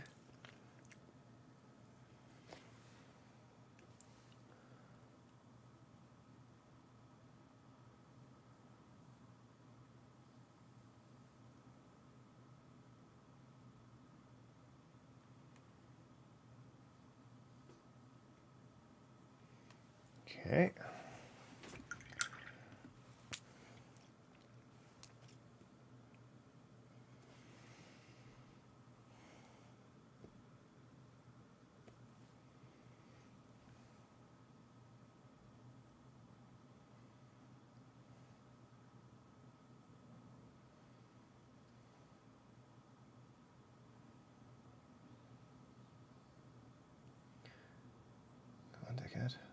There we go. There we go. All right, I'm happy with the face now. Neato. Whoops, shit. This guy's coming together all right.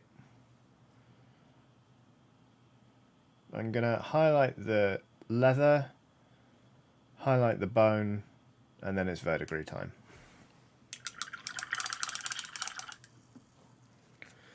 Oof.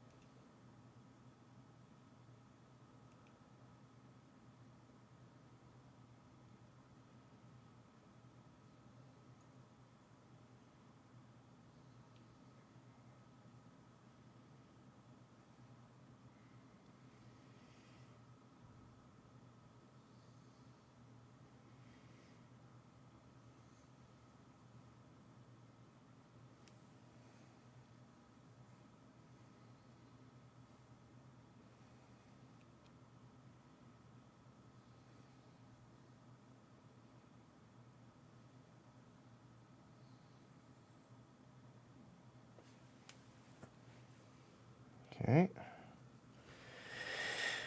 Ooh.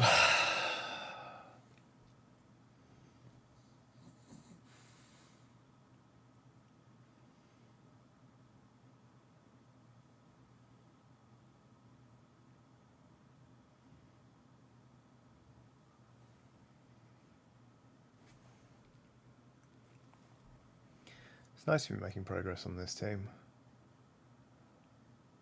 They are good, fun models.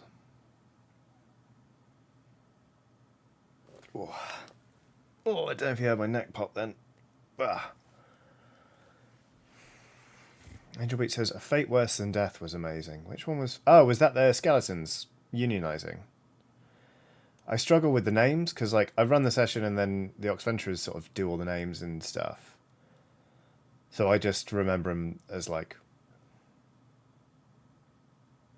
skeletons ruin a country fair kind of thing. If I didn't think Friends was a shit program, I'd say it would be, you know, like a Friends, like the one where they X.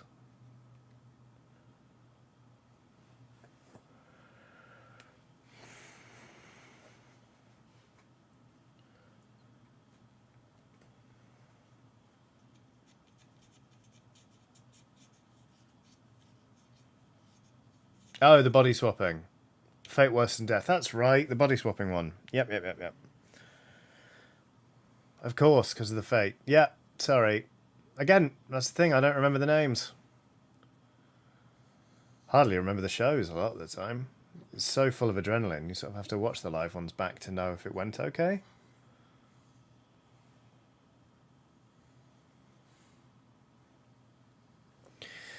Okay. Who's feeling it? Who's feeling it? One thing I'm going to do quite quickly. Chaos says, I did love the one where Joey and Chandler actually accidentally murder an orphanage. Okay.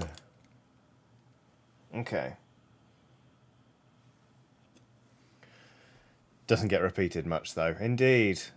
Right, so I'm going to sort of shade the lower half of these horns to try and give a real sense of like it being really dark and aged at the bottom, but less so at the top.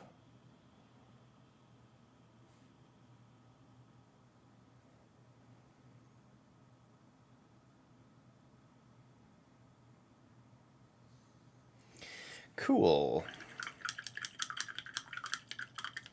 Nearly there with the big sod.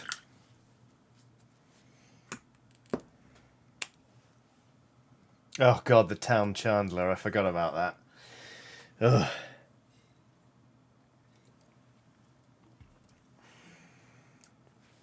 Neko the Kitty says, Johnny, you've mentioned before having to watch old episodes to prepare for new games. How far back do you usually go to catch up? I pick specifically if I'm like, I want to reintroduce this thing that happened, I'll go back and watch whatever it was that they were involved in. Like Katie Pearlhead, for example. I had to go back and rewatch A Fisherman's Carol to remind myself of what she looked like and how she talked and all that kind of stuff. So it's that whole deal, really.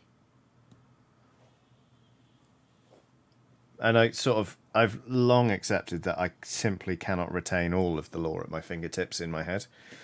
It reminds me a bit of when I was a kid. I was massively, massively into Red Dwarf, and I had a VHS where at one point they put the cast of Red Dwarf in a quiz. It was like University Challenge almost, on a quiz show against superfans, and the cast got their asses kicked because it's not something they've watched time and time again. I wonder if they even actually watched all the episodes of Red Dwarf, because they do the job and then they they go away. Like, I guarantee I will have watched less Oxventure than you, because I've been there for almost every single one, but I say because I just don't rewatch them or anything like that really as a rule. Like I don't watch them for my own personal entertainment because it's a bit like a busman's holiday. It means that there are people out there with considerably better understanding of the lore and like remembering things than me. And at some point I just had to be like, and that's okay. It was called Universally Challenged. That's right. Thanks, the Selks. I'm afraid I can't pronounce your usernames. It's written in Cyrillic, and I wouldn't know where to start. But wow, a VHS, that's old. Yep. Yep. I'm from a time before time where we had VHSs.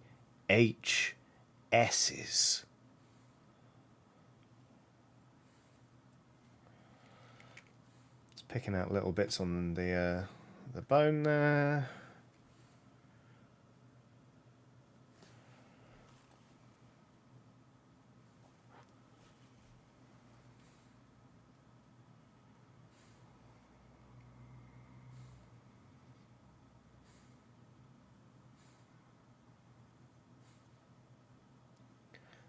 Postgeegit says, I'm not at all very experienced in running games, but the ones I have done, I've found that taking notes along the way works wonders to recall what happens even without looking at them. I simply cannot do that while also running the Oxventure is the problem, because it's a it's a show that's got to be quick and snappy. I've got to be listening to 5 people at all times.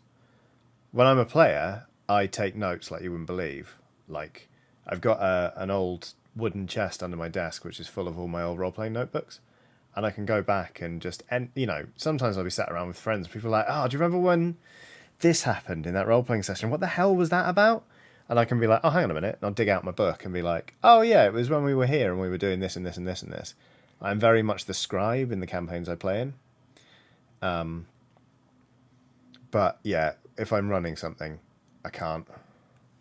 I can note down pertinent things, but the Oxventure is not one of those times, really.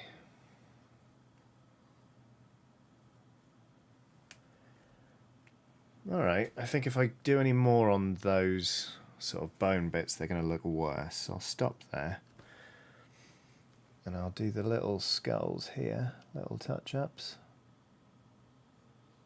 Oops.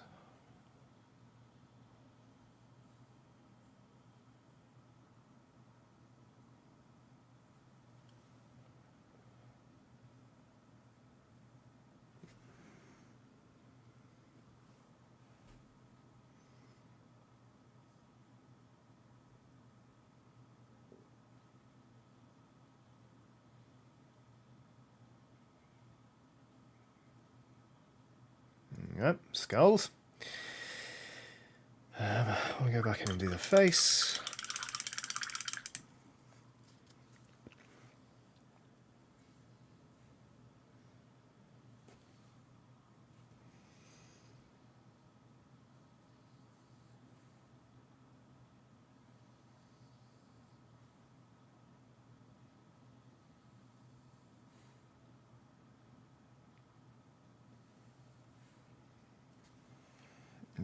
mix a tiny bit of cream in with this same paint to make a ever so slightly lighter version. That'll do.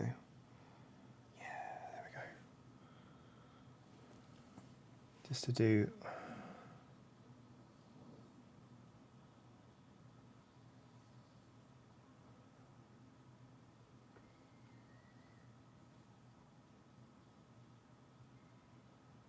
very small highlights.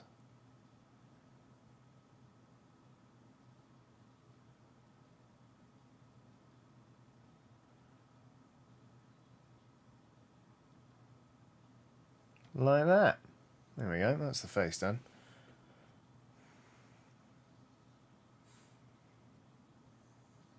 Oh, the helmet. Like knee pad.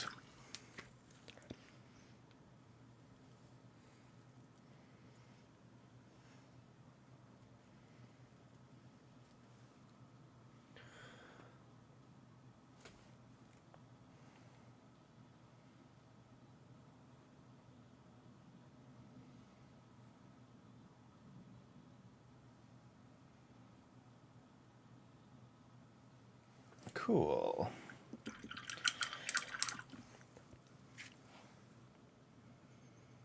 Just doing some very final touch-ups, really.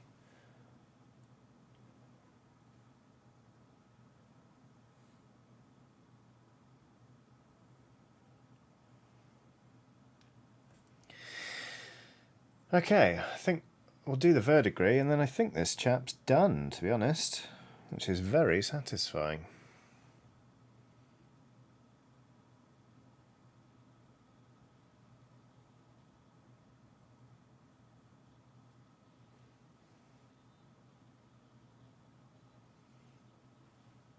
Cool.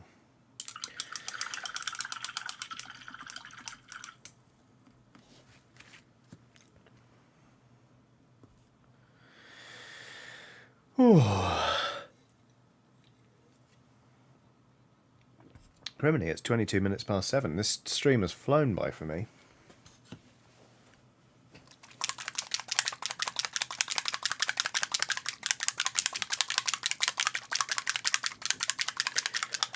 Brendan Jelly says, my bard character takes meticulous notes of our adventures, but only from his own perspective, creatively reframing everything as his own victories. That's very funny. I don't take notes in the first person. I always take them in the third. So I'll be like, Pullo does this or whatever. And I take them in third person present tense.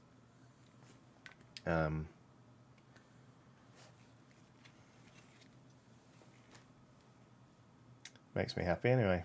Right, verdigris.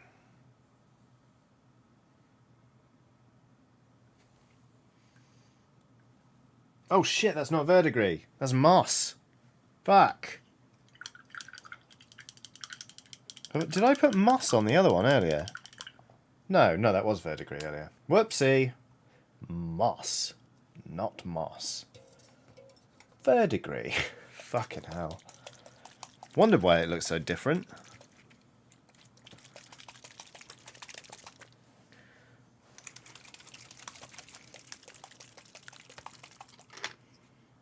I think that might be moss. No, it's gotta be the verdigris. I did use verdigris earlier.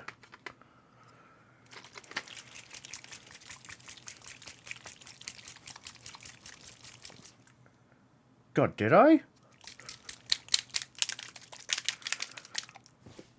Aiden Folk says, be careful, you don't want verdigris burns.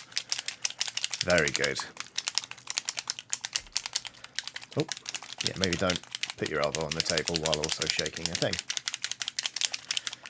Okay.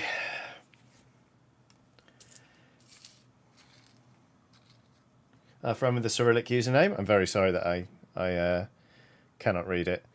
It says, rolling Minotaur catches no moss. Very good. That bit's come out, has it? And I've got it all over my skin, which is bad, so I'm going to have to wash that off in a minute.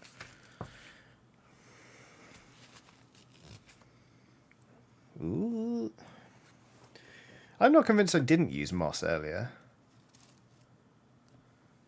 Because that really took some shaking.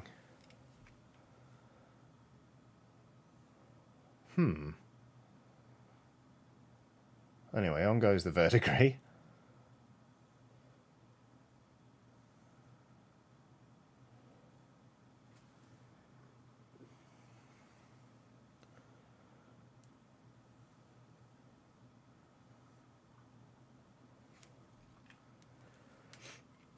Neko the Kitty says, "Okay, chat, must step into a quick meeting. We'll be back shortly. Until then, make chaotic choices." Aye, aye. Well, that's too much verdigris. Let's try and move some of that back. There we go. Well, what an exciting turn of events that was. No problem, mate. I left it in Cyrillic in some extent to mess with people. Fair enough.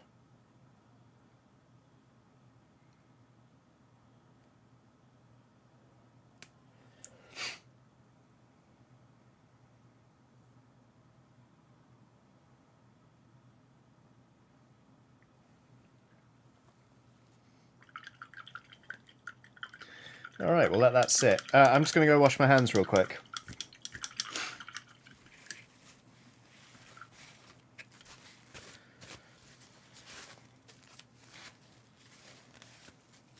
Shouldn't have used this brush, really. It's a brush I put in my mouth fairly often. Just going to clean it very thoroughly. That'll be fine. I think you might have. I think I remember seeing the moss bottle, but it didn't fully register. Whoops-a-daisy. Yeah, it doesn't look the same. Yeah, okay, well, I guess I won't wash that brush, because I'm going to use the fucking verdigris in a minute to do that, guys. Be right back. Just got to wash my hands. It's alright, pig. It's not time yet.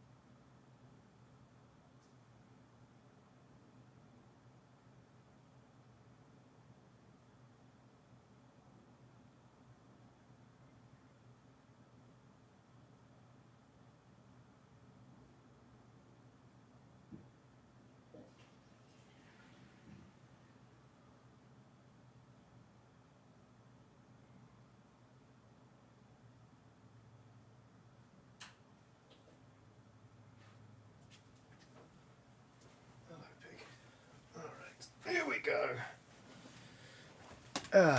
Clean hands, full hearts, can't miss.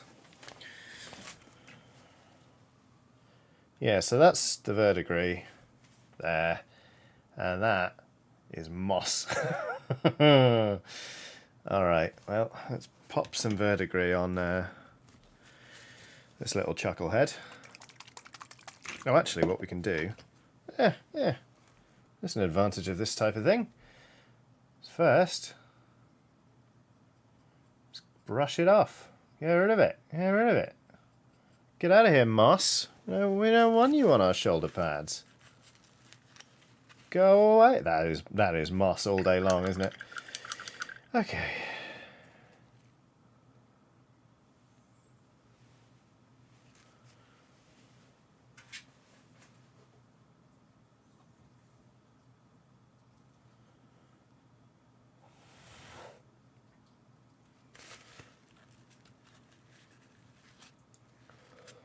Alright, that's acceptable.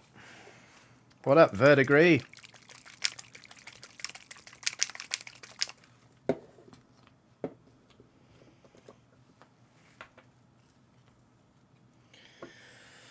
Okay. Emma Benton's done a terrible pun, which I'm not going to acknowledge.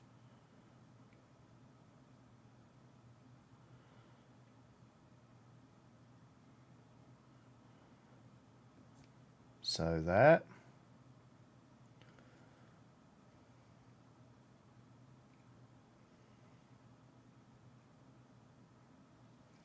Cool, that's verdigris now.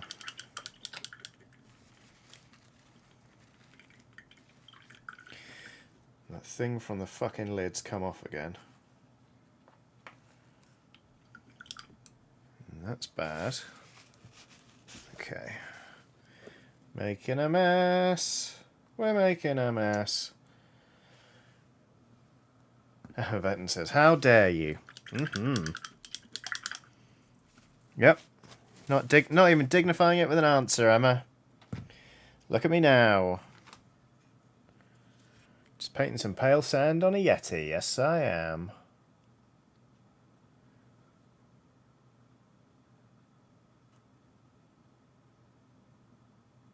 Oops. That was going okay, actually.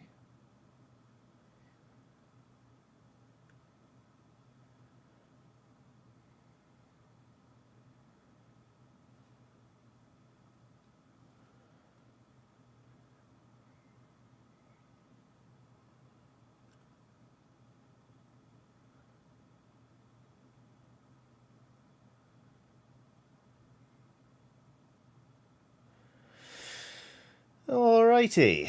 I think the Yeti's done, you know. There he is. Big old Blood Bowl Yeti. His big old Blood Bowl Yeti butt. Oh, I think I will actually just remove some of the verdigris. We'll kind of go up the top here. Pare it back a little bit.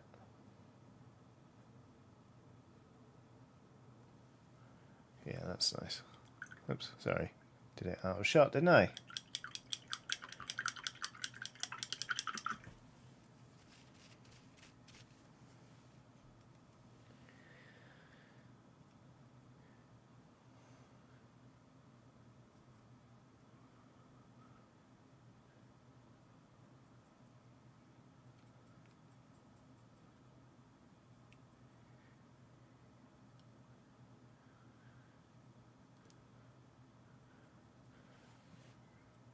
There we go, sort of a grimy shoulder pad.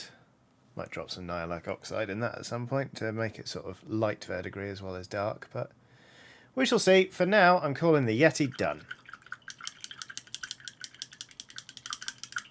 Nathan says, almost done with my big boy, and I have no idea what I want to paint next. What are the options?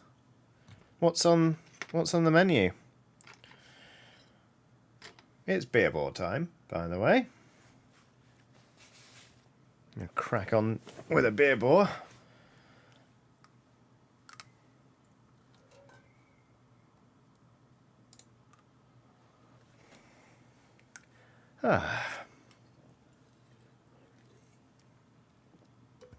Okay. Now, we went for like grey with the previous bore, so I think we should go for brown with this one. Which I think means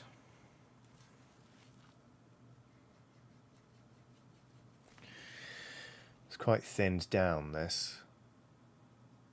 But we've got some Rhinox hide here.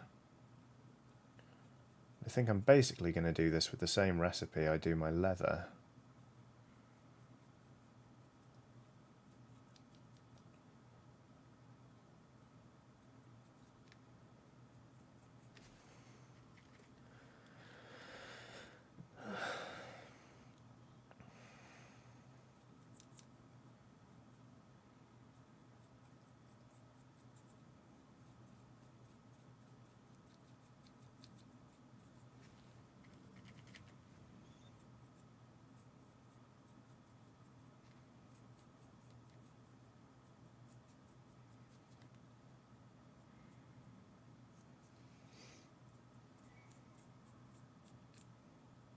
There we go.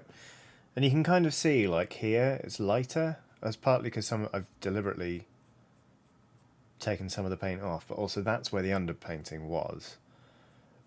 Which again, you can see why it works as a guide. It's handy.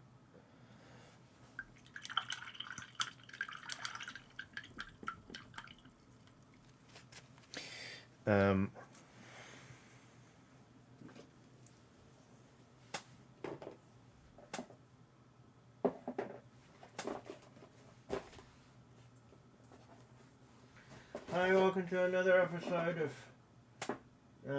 Non-Binary Person Looks Through a Box of Paints. Today, I'm kind of browsing.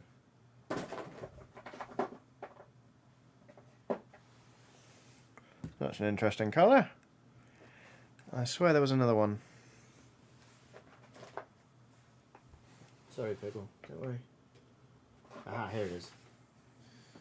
Yeah, okay. Let's see. Yeah, I think that'll work. So.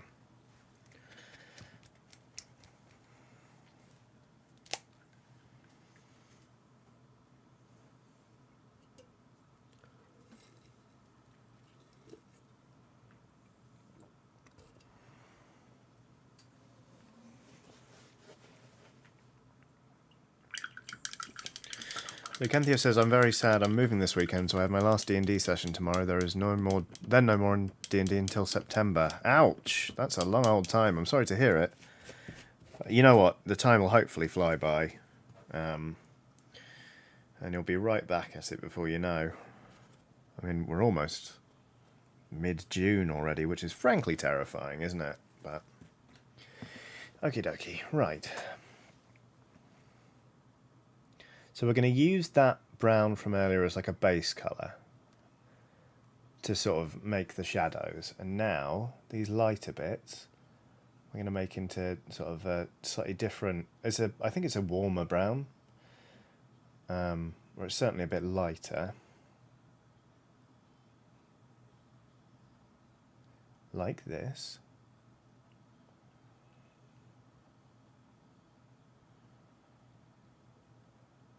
Yeah, that's quite nice. And then we're going to go for a lighter brown and just sort of build up that highlight.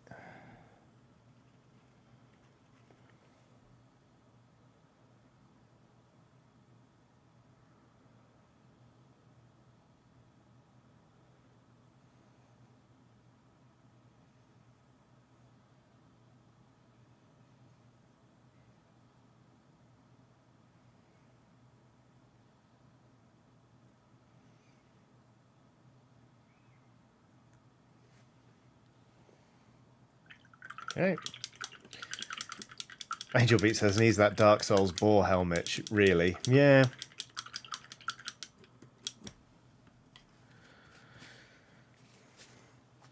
Okay. So we've done those two.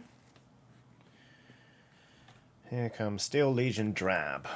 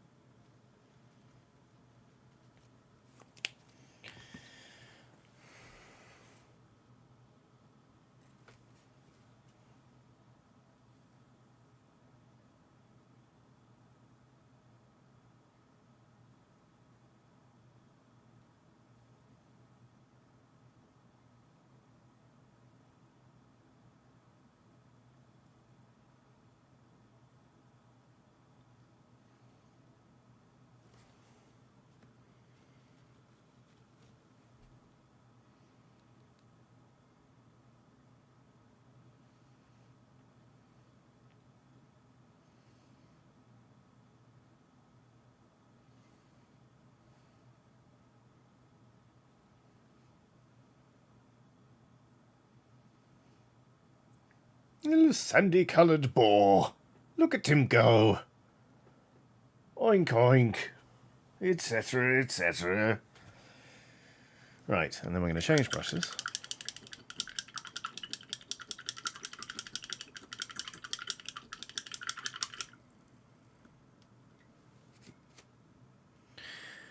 Nathan says, I'm going to have bugger all time to organise Ham Meat 3 at this rate.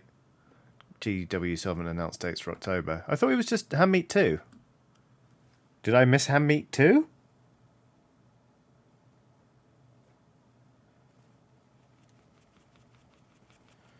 Right, so I've whacked a bunch of cream into that Steel Legion drab. Possibly too much, but we'll find out. No, I think we'll get away with this. We're just going to do a very... maybe not. No, maybe not. Let's stick a little bit more Steel Legion drab back in.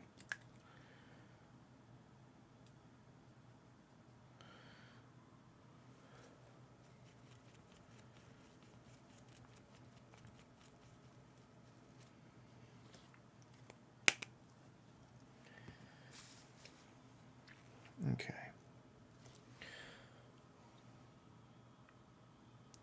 There we go, that's better. There we go.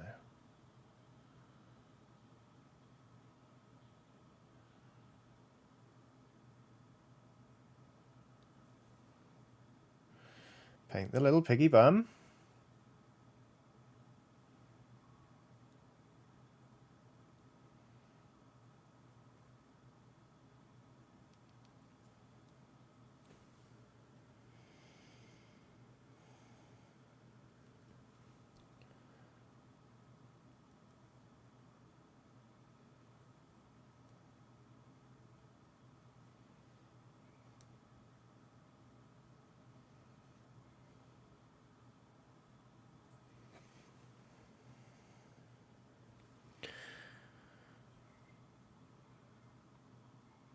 Can't believe I used moss and didn't realise. Very odd. Okay, here we go. Who's feeling it? Who's feeling it? Here's how this guy's coming on.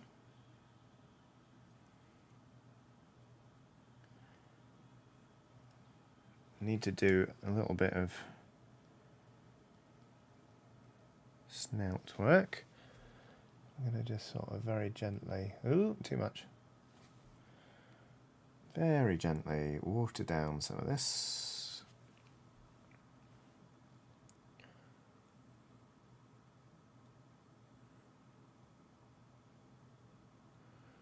Paint your little snootle.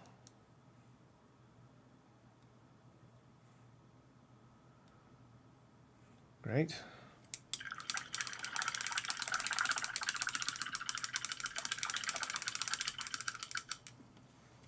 And Benton says, "Did they have a little helmet? That's adorable. Oh my god. They do, look."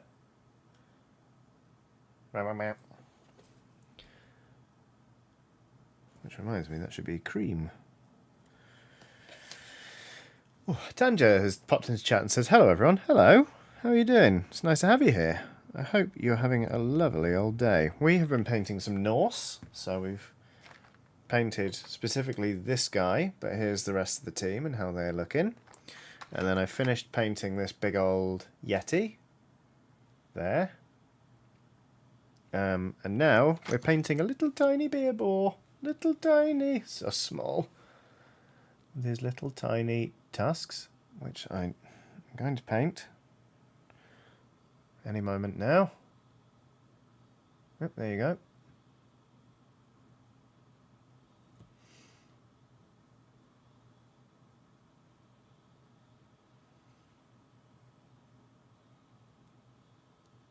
That wasn't so good, that bit. I'm also, so help me, I'm going to put some cream in the little pig in eyeballs. So currently pig looks possessed, but that's fine.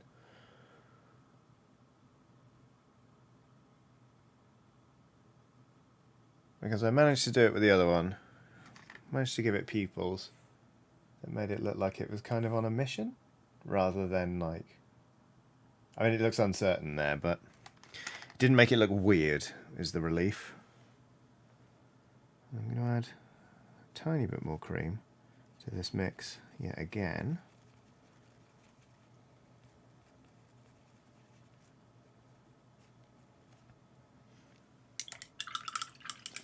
Thunder Cookie says it has a keg. Is it a keglet? Hehehe. Just another broke nerd says, "What's in the barrel?" It's beer. It's a beer bore. It's a mechanic for this team now, where if you've got players who are down and you manage to get a beer board near them, you can roll a die to see if they get straight back up again, because you've given them a pint of beer as a literal pick-me-up, which I think is very funny and quite cute. I mean, I will obviously be extremely protective of these things on the field, because they're really not very strong at all. So they'd be easy to tackle and injure out of the game. Who would do such a thing, I ask you? My opponents, unfortunately. But they're still a delightful little piece, so... And there's no way I'm running a Norse team and not having boars in it. I mean, come on, it's practically made for me. I'm really actually quite pleased with how this is coming together, so that's nice. A Saint Bornard, if you will, says King Kartoffel. Very good. Big fan of that pun.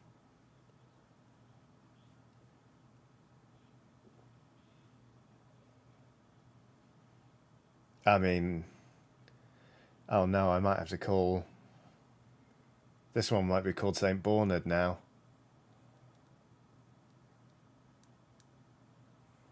Or Saint Bornard, depending on your pronunciation. That's a very good pun.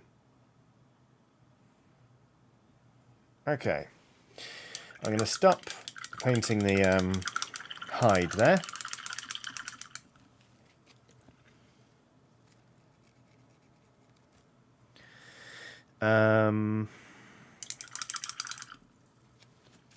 Let's get the Tinny Tin out again. It's a good paint. I like Tinny Tin a lot.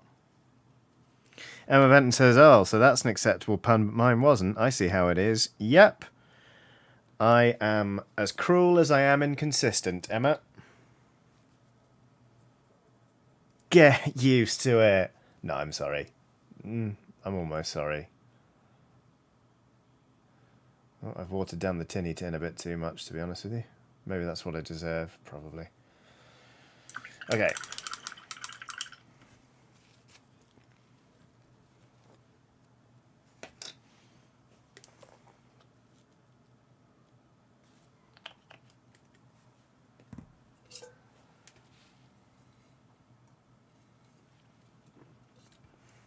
Tegan Evans says, how many pints are in the keg, or do they get refilled?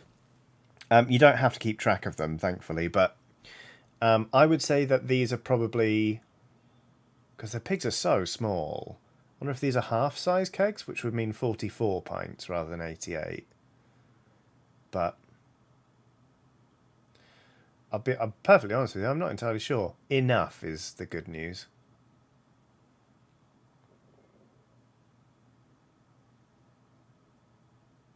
Because only the linemen drink from them. So that's only like 5 or 6 players. And at half-time, obviously, these could get refilled.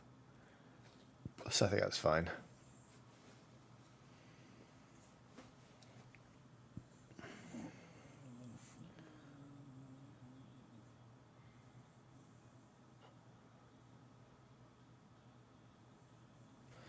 Okay.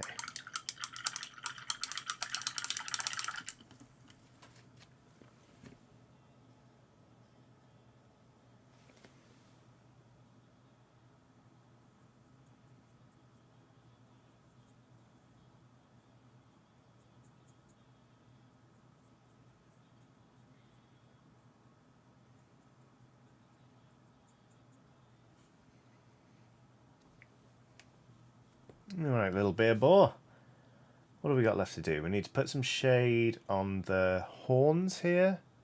Of course, we need to paint the barrel itself. We need to put some bronze on the helmet so we can verdigris that later. And then we've got these little straps, which we will also paint. Okay, this is all in hand, I think. Let's start with the bronze.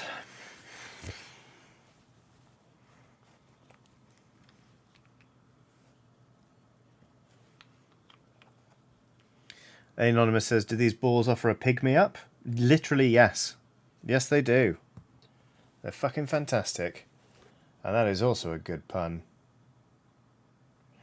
Pig me up! Pig me up inside.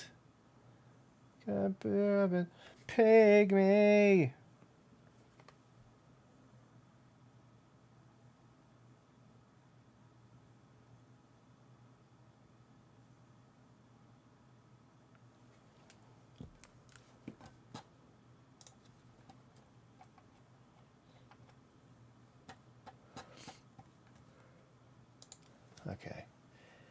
Neck of the Kitty says, can this little piggy go charging into market? It's got the helmet for it. Well, I mean, if it's got the helmet for it, it should really be angling not to go to market, because obviously, you know, when I was a kid, like every other kid, I was like, oh, that pig's going to market, that pig's going shopping. The pig's going to market. It's going to market.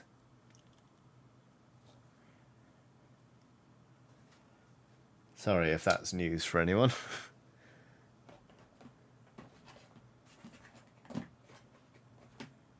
There's the black paint. Hello, welcome back to Non-Binary Person Looks for a Paint. Today we're trying to find... Got it! That one's not going to make it to air. That's a DVD actually. Yeah, Toreador the Explorador says, oh shit. Yeah. Pig's dead, mate. Aiden Folks says, what happened to the one that ran all the way home? I mean, hopefully it wasn't recaptured.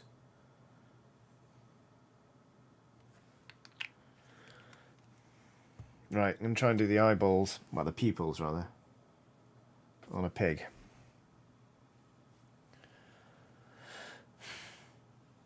No, that's too much. Okay.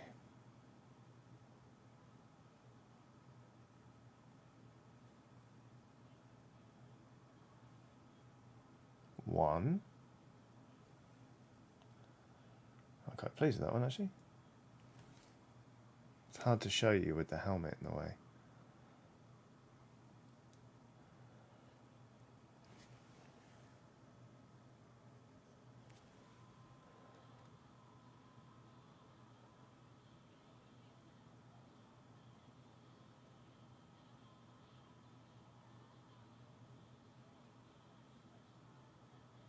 There we go. That's got a pupil as well.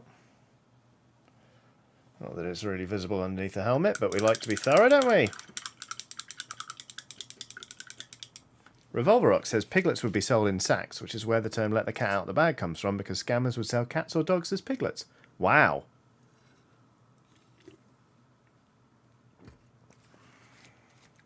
Blimey. Didn't know that.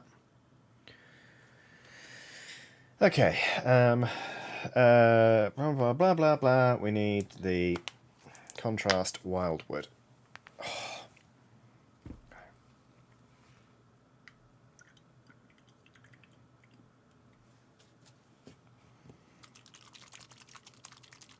Shipwrecksvid says cat out of the bag was a nautical term used for getting the lash out for punishment. Ah, who knows? I mean, one of those will be correct. I don't know. Etymology is a fascinating business, isn't it? Okay.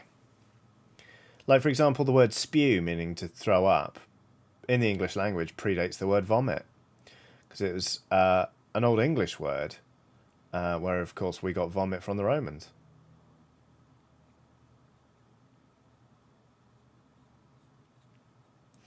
Contrast paints are great. You slap them on, and, I mean, so hopefully now you can undersea, you can see how the way underpainting helps, because it's very light on the top here and it's darker on the bottom.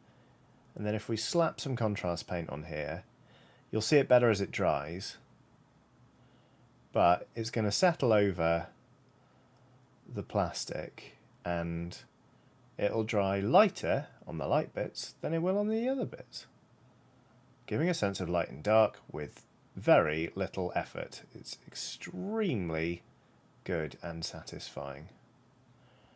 These are great tools for like people who are just starting out and want to sort of get their own, like, sort of, but get their confidence up. But they are also just great tools in general.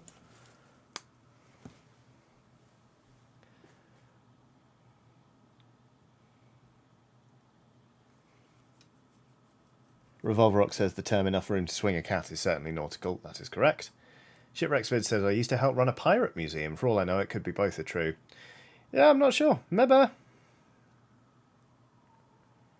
Okay.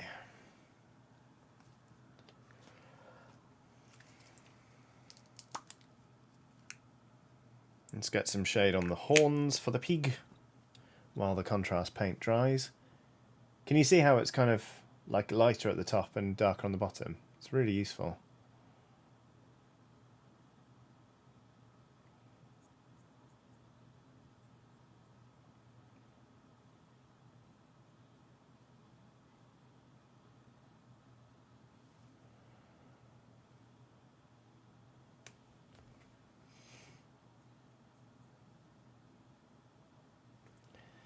There you go.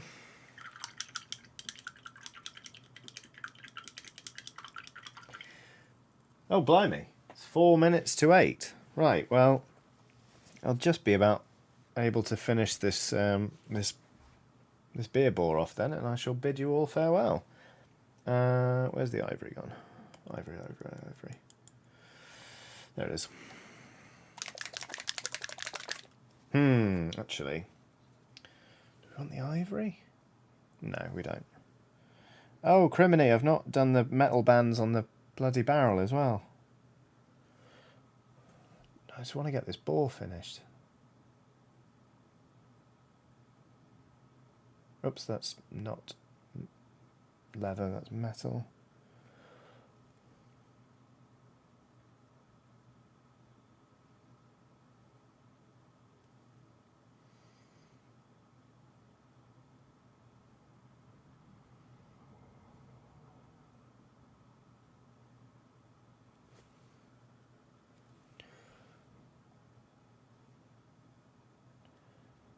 Slightly careless painting because I'm rushing ever so slightly, but it'll come good, probably.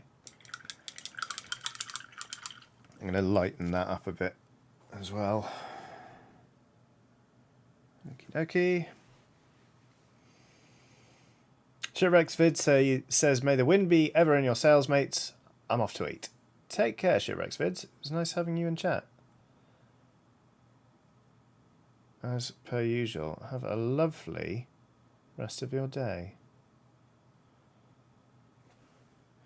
Nearly there.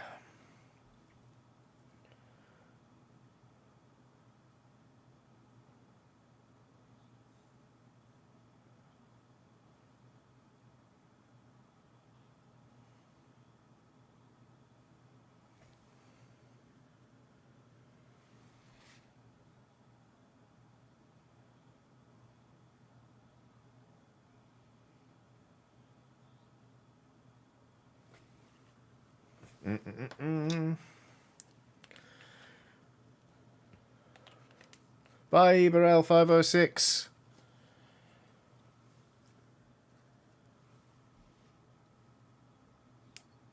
We'll all be off in a minute, but for now, just want to finish this beer bore up.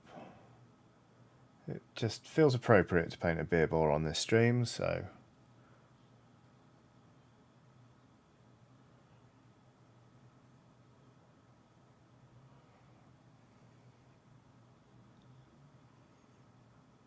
Oops. Okay, there we go. And very finally, go for a lighter brown.